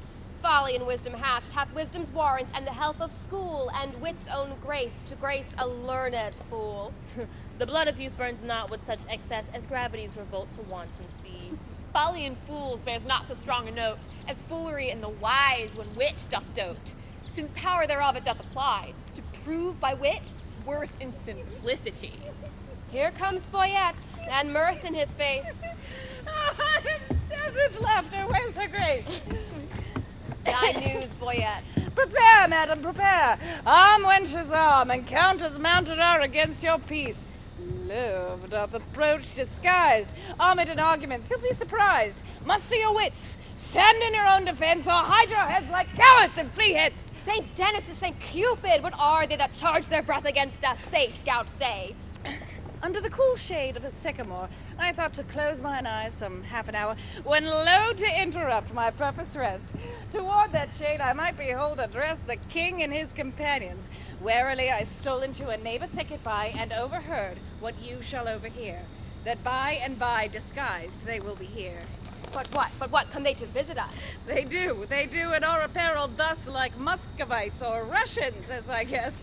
Their purpose is to parley, to court and dance, and everyone his love feet will advance unto his several mistress, which they'll know by favors several which they did bestow. And will they so? The gallants shall be tasked. For ladies, we will every one be masked, and not a man of them shall have the grace, despite of suit, to see a lady's face. Ho, Rosaline, this favor thou shalt wear, and then the king will court thee for his dear. Oh, take thou this, my sweet, and give me thine. So shall Baroon take me for Rosaline. And change your favors too. So shall your loves woo contrary, deceived by these removes. But in this changing, what is your intent? The effect of my intent is to cross theirs. They do it but in mocking merriment, and mock for mock is only my intent. Their several counsels they unbosom shall, to loves mistook, and so be mocked withal, upon the next occasion that we meet with visages displayed to talk and greet. Oh, but shall we dance if they desire us to it? No, to the death we will not move a foot, nor to their pen speech render we no grace, but while 'tis spoke, each turn away her face. If like that contempt will kill the keeper's heart, and quite divorce his memory from his heart. Therefore I do it, and I make no doubt the rest will e'er come in if he be out. There's no such sport as sport by sport o'erthrown, to make theirs ours, and ours none but our own. So shall we stay, mocking intended game, and they, well mocked, depart away with shame. The trumpets sound! Be masked, the maskers come.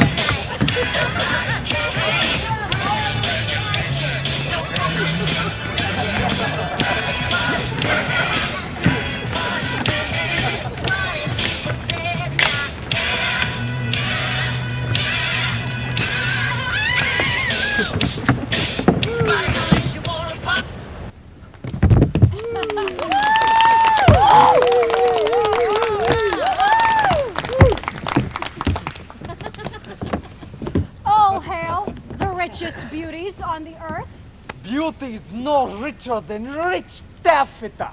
A holy parcel of the fairest dames that ever turned their backs to mortal views. Their eyes, villain, their eyes. That ever turned their eyes to mortal views. Out. That's true, out indeed. Out of your favors, heavenly spirits, vouchsafe not to behold. Once to behold, rogue. Once to behold, with your sun-beamed eyes. With your sun-beamed eyes. They will not answer to that epithet. You had best call it daughter-beamed eyes. They do not mark me. That brings me out. Is this your perfectness? Begone, you rogue. What would these strangers know their minds, Boyette? If they do speak our language, 'tis our will that some plain man recount their purposes. Know what they would? What would you with the princess? Nothing but peace and gentle visitation. Nothing but peace and gentle visitation. Why, that they have, and bid them so be gone. She says you have it, and you may be gone. Say to her we have measured many miles to tread a measure with you on the grass. They say that they have measured many a mile to tread a measure with you on this grass. It is not so. Oh, ask them, how many inches is in 1 mile? If they have measured many, the measure then of one is easily told. If two come hither, you have measured miles, and many miles. The princess bids you tell how many inches doth fill up 1 mile. Tell her we measure them by weary steps. She hears herself. How many weary steps of weary miles thou have o'ergone are measured in the travel of one? We number nothing that we spend for you. Our duty is so rich, so infinite, that we may do it still without a comp. Vouchsafe to show the sunshine of your face, that we, like savages, may worship it. My face is but a moon, and clouded too. Blessed are clouds to do as such clouds do. Vouchsafe, bright moon, and these thy stars to shine, those clouds removed upon our watery eye. Oh, vain petitioner, beg a greater matter. Thou now request but moonshine in the water. Then in our measure vouchsafe but one change. Thou bidst me beg, this begging is not strange. Play music then. Oh. Nay, you must do it soon. Not yet, no dance, thus change I like the moon. Will you not dance? How come you thus estrange? You took the moon at full, but now she's changed. Yet still she is the moon, and I the man. Since you are strangers and come here by chance, will not be nice, take hands, we will not dance. Why take you hands then? Only two part friends. A curtsy, sweethearts, and so the measure ends. Well, if deny you dance, let's hold more chat. In private, then. I am best pleased by that. White-handed mistress, one sweet word with thee. Let it not be sweet. Thou grievest my gall. Gall, bitter. Therefore meet. Will you vouchsafe to change with me a word? Name it. Fair lady. Say you so. Fair lord, take you that for your fair lady. Please it you as much in private, and I'll bid adieu. What? Was your vizard made without a tongue? I know the reason, lady. Why you ask? Oh, for your reason. Quickly, sir. I long. You have a double tongue within your mask, and would afford my speechless vizard aft. Oh, veal, quoth the Dutchman. Is not veal a calf? A calf, fair lady? Oh, fair lord, calf. Oh, let's part the word. I'll not be your half. Take all and wean it. It may prove an ox. Look how you butt yourself with these sharp mocks. Would you give horns, chaste lady? Do not so. Oh, well then die a calf then before your horns do grow. One word in private with you ere I die. Oh, bleat softly then. The butcher hears you cry. The tongues of mocking wenches are as keen as is the razor's edge, invisible. Cutting a smaller hair than may be seen above the sense of sense, so sensible. Methinks their conceits have wings, fleeter than arrows, bullets wind, thought, swifter things. Break off, my maids, not one word more. Break off. By heaven, all dry beaten with your scoff. Farewell, mad wenches. You have simple wits. 20 adieus, my frozen Muscovites. Are these the breed of wits so wondered at? Tapers they are, with your sweet breaths puffed out. Well-liking wits they have. Gross, gross, fat, fat. Will they not think you hang themselves tonight? This pert Baroon was out of countenance quite. They were all in lamentable cases. The king was leaping ripe for a good word. Baroon did swear himself out of all suit. Dumaine was at my service, and his sword. No word could I keep the servant straight, he's mute. Oh, Lord Longaville said I came o'er his heart, and show you what he called me. Qualm, perhaps? Yes, in good faith. Go, sickness as thou art. Well, better wits have worn plain statute caps, but will you hear? The king is my love sworn. And quick Baroon hath plighted faith to me. And Longaville is for my service born. Dumaine is mine as sure as bark on tree. Madam and pretty mistresses, give ear. Immediately they will again be here in their own shapes, for it can never be they will digest this harsh indignity. Will they return? They will, God knows. And leap for joy that they are lame with blows. Though, therefore, change favors, and when they repair, blow like sweet roses in the summer air. Avant, perplexity. What shall we do if they return in their own shapes to woo? Good madam, if by me you'll be advised, let's mock them still, as well known as disguise. Let us complain to them what fools were here, dressed as Muscovites in shapeless gear, and wonder to what end their shallow shows and prologue vilely penned, and their rough carriage so ridiculous shall be presented at our tent to us.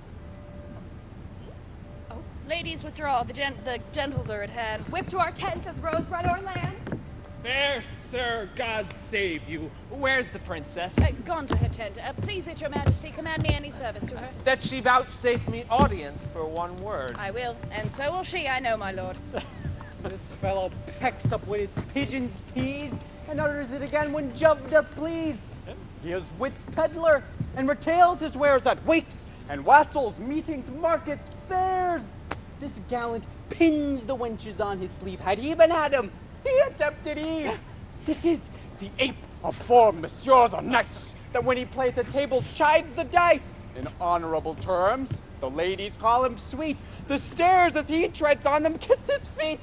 This is the flower that smiles on everyone to show his teeth as white as whale's bone. And consciences that will not die in debt pay him the duty of honey-tongued boyette. A blister on his sweet tongue with my heart that put Armato's page out of his part. See where it comes. Behavior! What wert thou till this madman showed thee? And what art thou now? All hail, sweet madam, and fair time of day. Fair and all hail is foul, as I conceive. Construe my speeches better, if you may. Then wish me better. I'll give you leave. We came to visit you, and purpose now to lead you to our court. Vouchsafe it then. This field shall hold me, and so hold your vow. Nor God nor I delights in perjured men. Rebuke me not for that which you provoke. The beauty of your eye must break my oath. You nickname virtue. Bless you. Excuse me. Vice you should have spoke. For virtue's office never breaks men's troth. Now by my maiden honor, yet as pure as the unsullied lily, I protest, a world of torments though I should endure, I would not yield to be your house's guest. So much I hate a breaking cause to be of heavenly oaths vowed with integrity. Oh, you have lived in desolation here, unseen, unvisited, much to our shame. Not so, my lord, it is not so, I swear. We have had pastimes here and pleasant game. A mess of Russians left us but of late. How, madam? Russians? Aye, in truth, my lord. Trim gallants, full of courtship and of state. Madame, speak true. It is not so, my lord. My lady, to the manner of the days, in courtesy gives undeserving praise.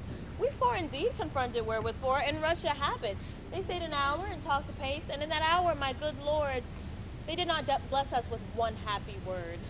I dare not call them fools, but this I think. When they are thirsty, fools would fain have drink.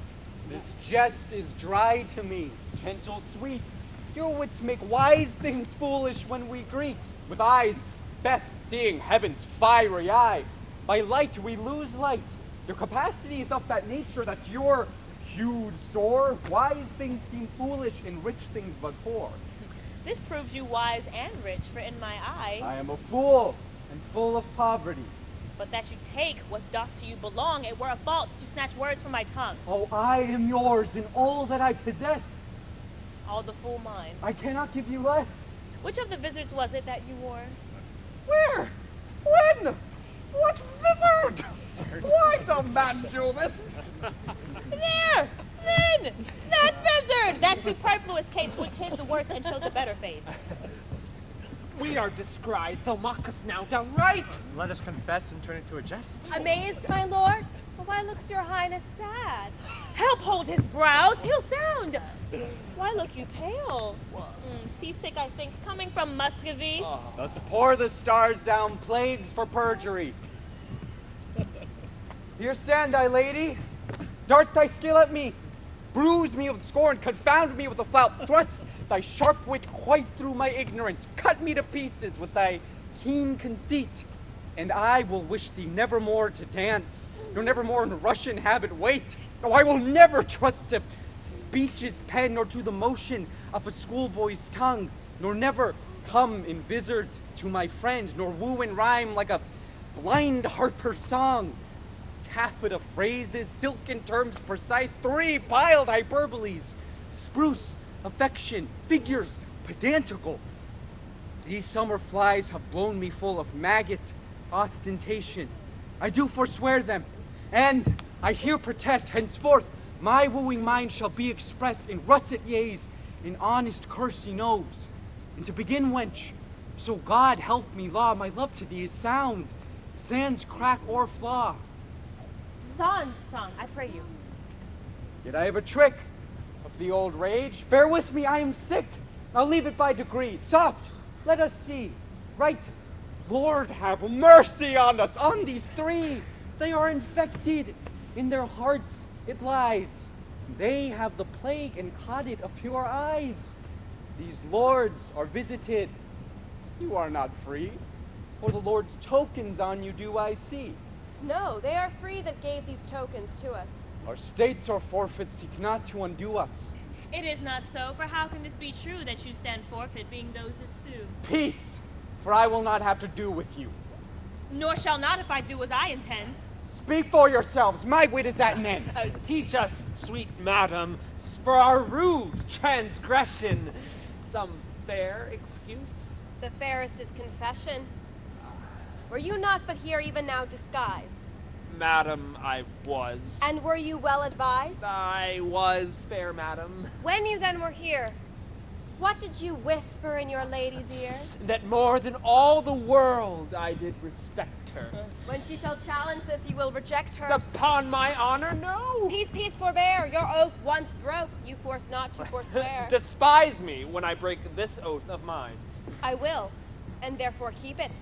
Rosaline, what did the Russian whisper in your ear? Madame, he swore that he did hold me dear as precious eyesight, and did value me above this world, adding thereto, moreover, that he would wed me, or else die my lover. God give thee joy of him. The noble lord most honorably doth uphold his word. What mean you, madam, by my life, my troth? I never swore this lady such an oath.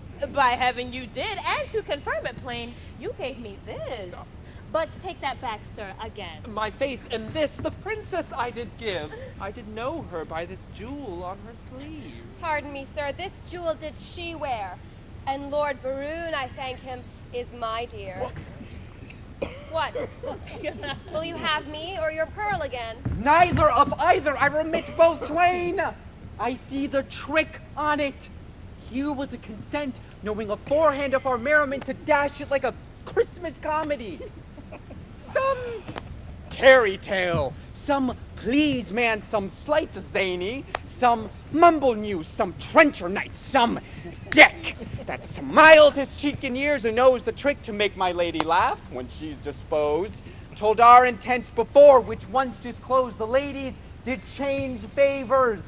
And then we, following the signs, wooed but the sign of she. Now to our perjury to add more terror, we are again forsworn in will and error. Much Upon this 'tis, and might not you forestall our sport to make us thus untrue?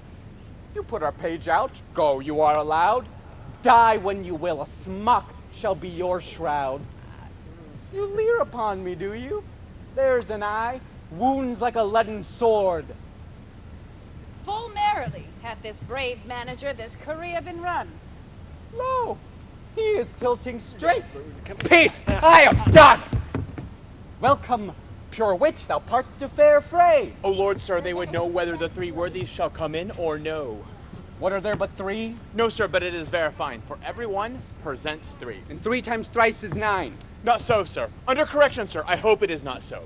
You cannot beg us, sir, I can assure you, sir, we know what we know. I hope, sir, 3 times thrice, sir. Is not 9. Under correction, sir, we know whereuntil it doth amount. By Jove, I always took 3 threes for 9. Oh, Lord, sir, it were pity you should get your living by reckoning, sir. How much is it? Oh, Lord, sir, the parties themselves, the actors, will show whereuntil it doth amount. For mine own part, I am, as they say, but to perfect one man in one poor man, Pompey the Great, sir. Art thou one of the worthies? It pleased them to think me worthy of Pompey the Great.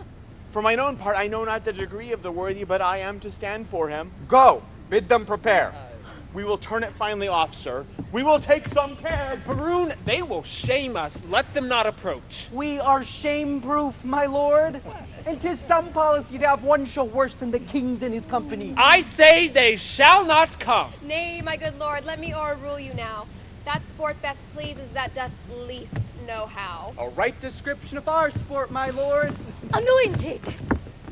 I implore so much expense of thy royal sweet breath as will utter a brace of words. Doth this man serve God? Why ask you? He speaketh not like a man of God's making. That's all one, my fair, a sweet honey manor. For I protest, the schoolmaster is exceeding fantastical, too vain, too vain. But we will put it, as they say, to Fortuna del Guar. I wish you the peace of mind, most royal compliments. Here is like to be a good presence of the worthies. He is to present Hector of Troy, the swain, Pompey the Great, the parish curate, Alexander, Armato's page, Hercules, the pedant, Judas Maccabeus, and if these 5 worthies in their first show thrive, these 4 will change habits and present the other 4. Oh, the ship is under sail, and here she comes amain.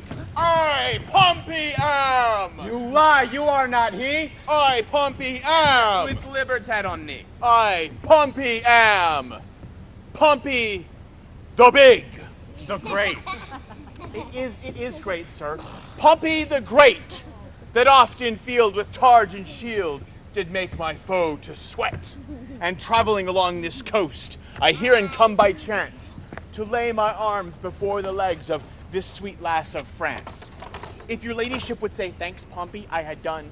Great thanks, great Pompey. 'Tis not so much worth, but I hope I was perfect. I made a little fault in great. My hat to a halfpenny. Pompey proves the best worthy.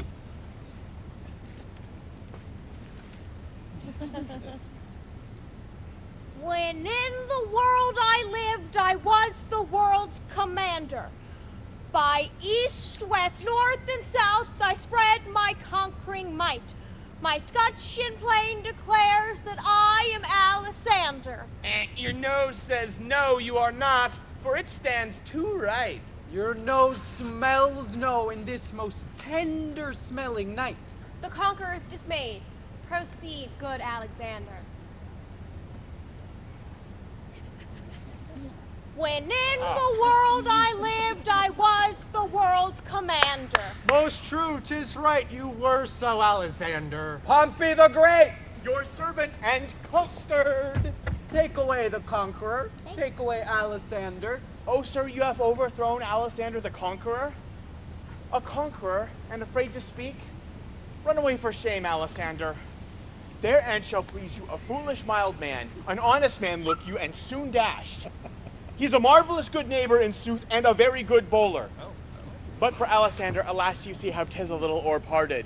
But there are worthies a-coming will speak their name in some other sort. Stand aside, good Pompey. Great Hercules is presented by this imp, whose club killed Cerberus, that three-headed demon. And when he was a babe, a child, a shrimp, thus did he strangle serpents in his anus.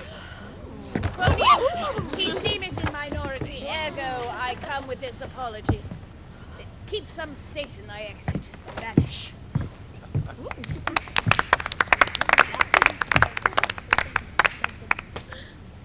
Judas I am. A Judas? Not Iscariot, sir. Judas I am, eclipsed Maccabeus. Judas Maccabeus clipped is plain Judas. A kissing traitor! How art thou proved, Judas? Judas I am. The more shame for you, Judas. What mean you, sir? To make Judas hang himself. I will not be put out of countenance. Because thou hast no face. What is this? A cittern head. The head of a bodkin. A death's face in a ring. The face of an old Roman coin scarce seen. The pommel of Caesar's falchion. The carved bone face on a flask. And now forward, for we have put thee in countenance. You have put me out of countenance. False, we have given thee faces. But you have outfaced them all. And thou wert a lion, we would do so. Therefore, as he is an ass, let him go. And so adieu, sweet Jude. Nay, why dost thou stay? For the latter end of his name. For the ass to the Jude. Let's give it him. Jude ass. Away. This is not generous, not gentle, not humble. A light for Monsieur Judas. It grows dark. He may stumble. Alas, poor Maccabeus, how hath he been baited?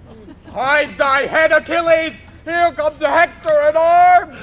Though my mocks come home by me, I will now be merry. But is this Hector? This cannot be Hector. He's a god or a painter, for he makes faces. The omnipotent Mars of Lances the Almighty gave Hector a gift. A gilt nutmeg. A lemon Stuck with cloves. No cloven. The omnipotent Mars of Lances the Almighty gave Hector a gift. A man so breathed that certain he would fight. Yea, from morn till night, out of his pavilion. I am that flower, That mint. That Columbine. a sweet Lord Longeville. Rein thy tongue. Oh, I must rather give it the rein, for it runs against Hector. Aye, and Hector's a greyhound. Thy sweet warm man is dead and rotten. Sweet chucks, beat not the bones of the buried, but I will forward with my device. A sweet royalty, bestow on me the sense of hearing. Speak, brave Hector, we are much delighted. I do adore thy sweet graces, a sleeper. Ooh, loves her by the foot. He may not by the yard. This, Hector, far surmounted on a ball. The party is gone. She is gone, fellow Hector. She's 2 months on her way. What meanest thou? Faith, unless you play the honest Troyan, the poor wench is cast out. She's quick. The child brags in her belly already. 'Tis yours. Dost thou infamonize me amongst potentiates? Thou shalt die. Then shall Hector be whipped for Jaquinetta that is quick by him, and hanged for Pompey that is dead by him. Oh, Pompey! Oh, renowned Pompey! Greater than great, great, great, great Pompey, Pompey the huge! Oh, Hector trembles. Pompey is moved! Morates, Morates, stir them, or stir them on! Oh, Hector will challenge him. Aye, if I have no more man's blood in his belly, then will suffer flee. By the North Pole, I do challenge thee. I will not fight with a pole like a northern man. I'll slash. Thank you, madam. Welcome, Marcaday, but that thou interruptest our merriment. I'm sorry, madam. The news I bring is heavy on my tongue. The king, your father, Dead for my life. even so, my tale is told. Worthies away! The scene begins to cloud. For mine own part, I breathe free breath. I have seen the day of wrong, through the little hole of discretion, and I will right myself like a soldier. How fares your majesty? Ladies, prepare. We will away tonight. Madam, not so. I beseech you, stay. Prepare, I say. I thank you, gracious lords, for all your fair endeavors and entreats, out of a new sad soul that you vouchsafe in your rich wisdom to excuse or hide the liberal opposition of our spirits. If over boldly we have borne ourselves in the converse of breath, your gentleness was guilty of it. Farewell, worthy lord. A heavy heart bears not a humble tongue. Excuse me so, coming so short of thanks for my great suit so easily obtained. The extreme parts of time extremely forms all causes to the purpose of his speed, and often at his very loose decides that which long process could not arbitrate.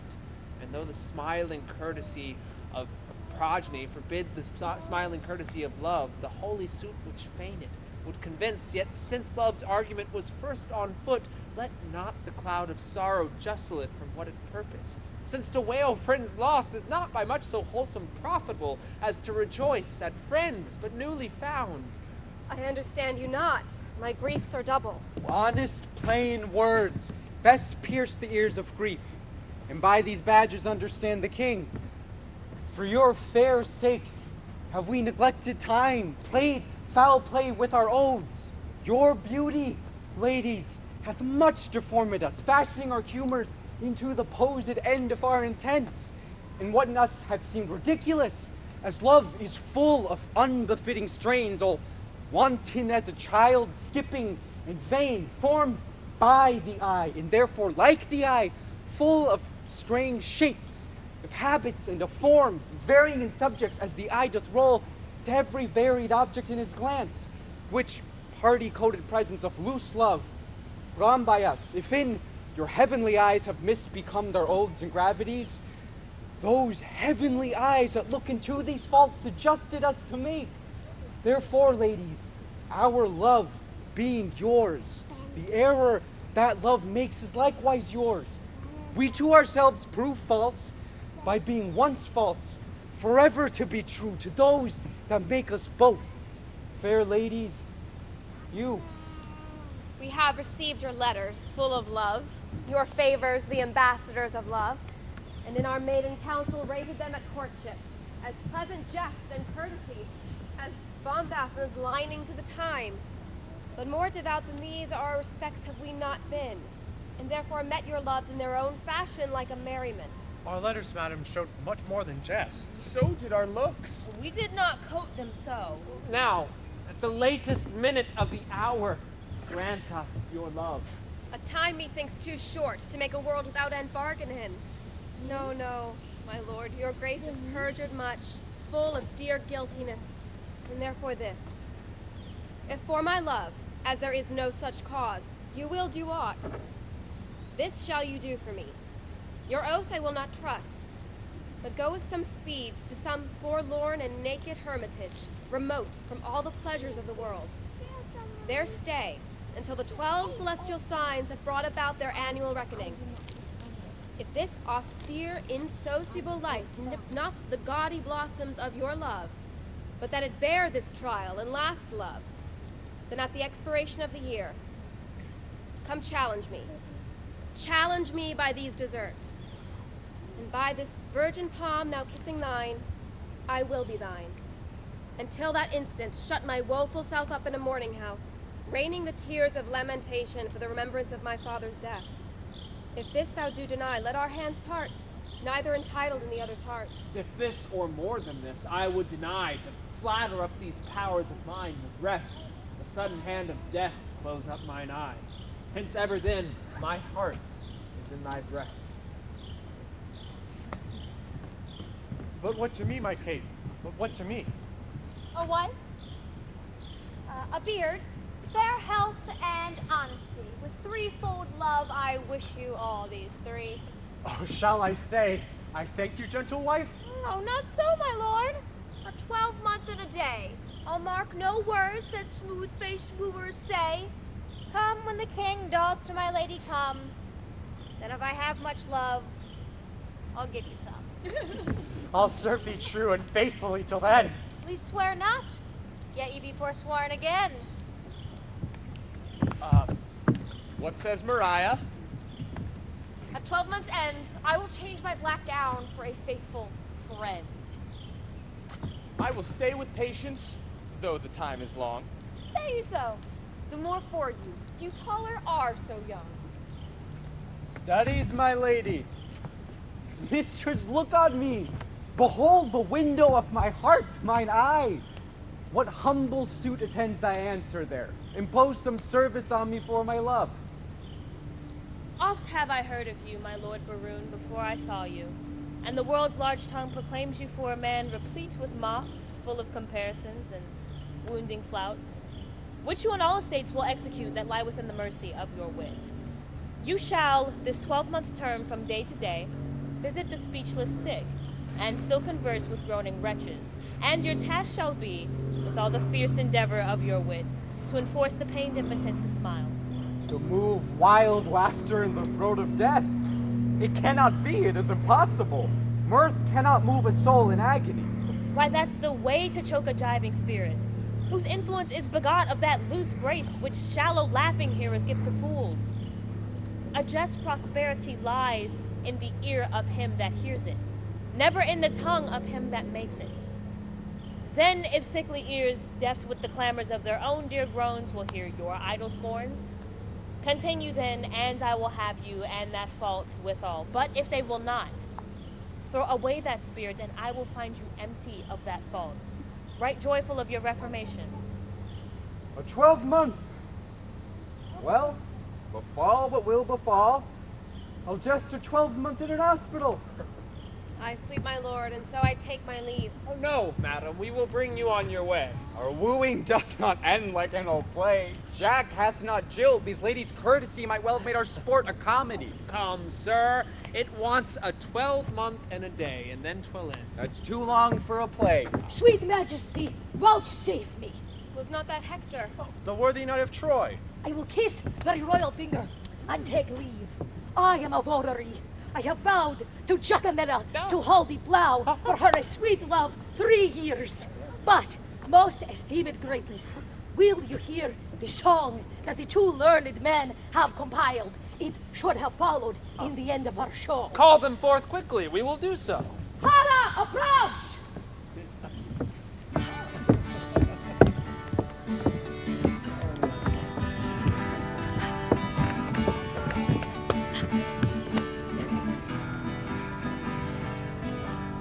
Poor old granddad, I laughed at all his words. I thought he was a bitter man, spoke of women's ways. They'll trap you, then use you before you even know. For love is blind, you two will find, don't ever let it show. I wish that I knew what I know now. When I was younger, I wish that I knew what I know now. When I was stronger.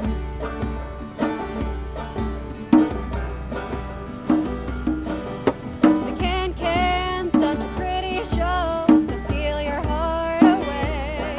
But backstage, back on earth again, the dressing rooms are gray. They come on strong, and it ain't too long before they make you feel a man. But love is blind, and you soon will find you're just a boy again. I wish that I knew what I know now. When I was younger, I wish that I knew what I know now. When I was stronger, I wish that I knew what I know now. When I was younger, I wish that I knew what I know now. When I was stronger.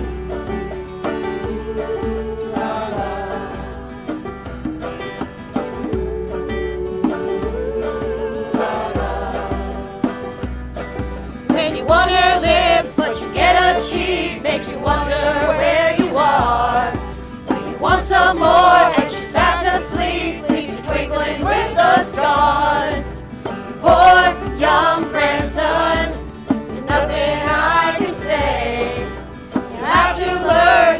just like me, and that's the hardest way. Wish that I knew what I know now. When I was younger, I wish that I knew what I know now. When I was stronger, I wish that I knew what I know now. When I was younger, I wish that I knew what I know now. When I was stronger. The words of Mercury are harsh after the songs of Apollo. You that way, we this way.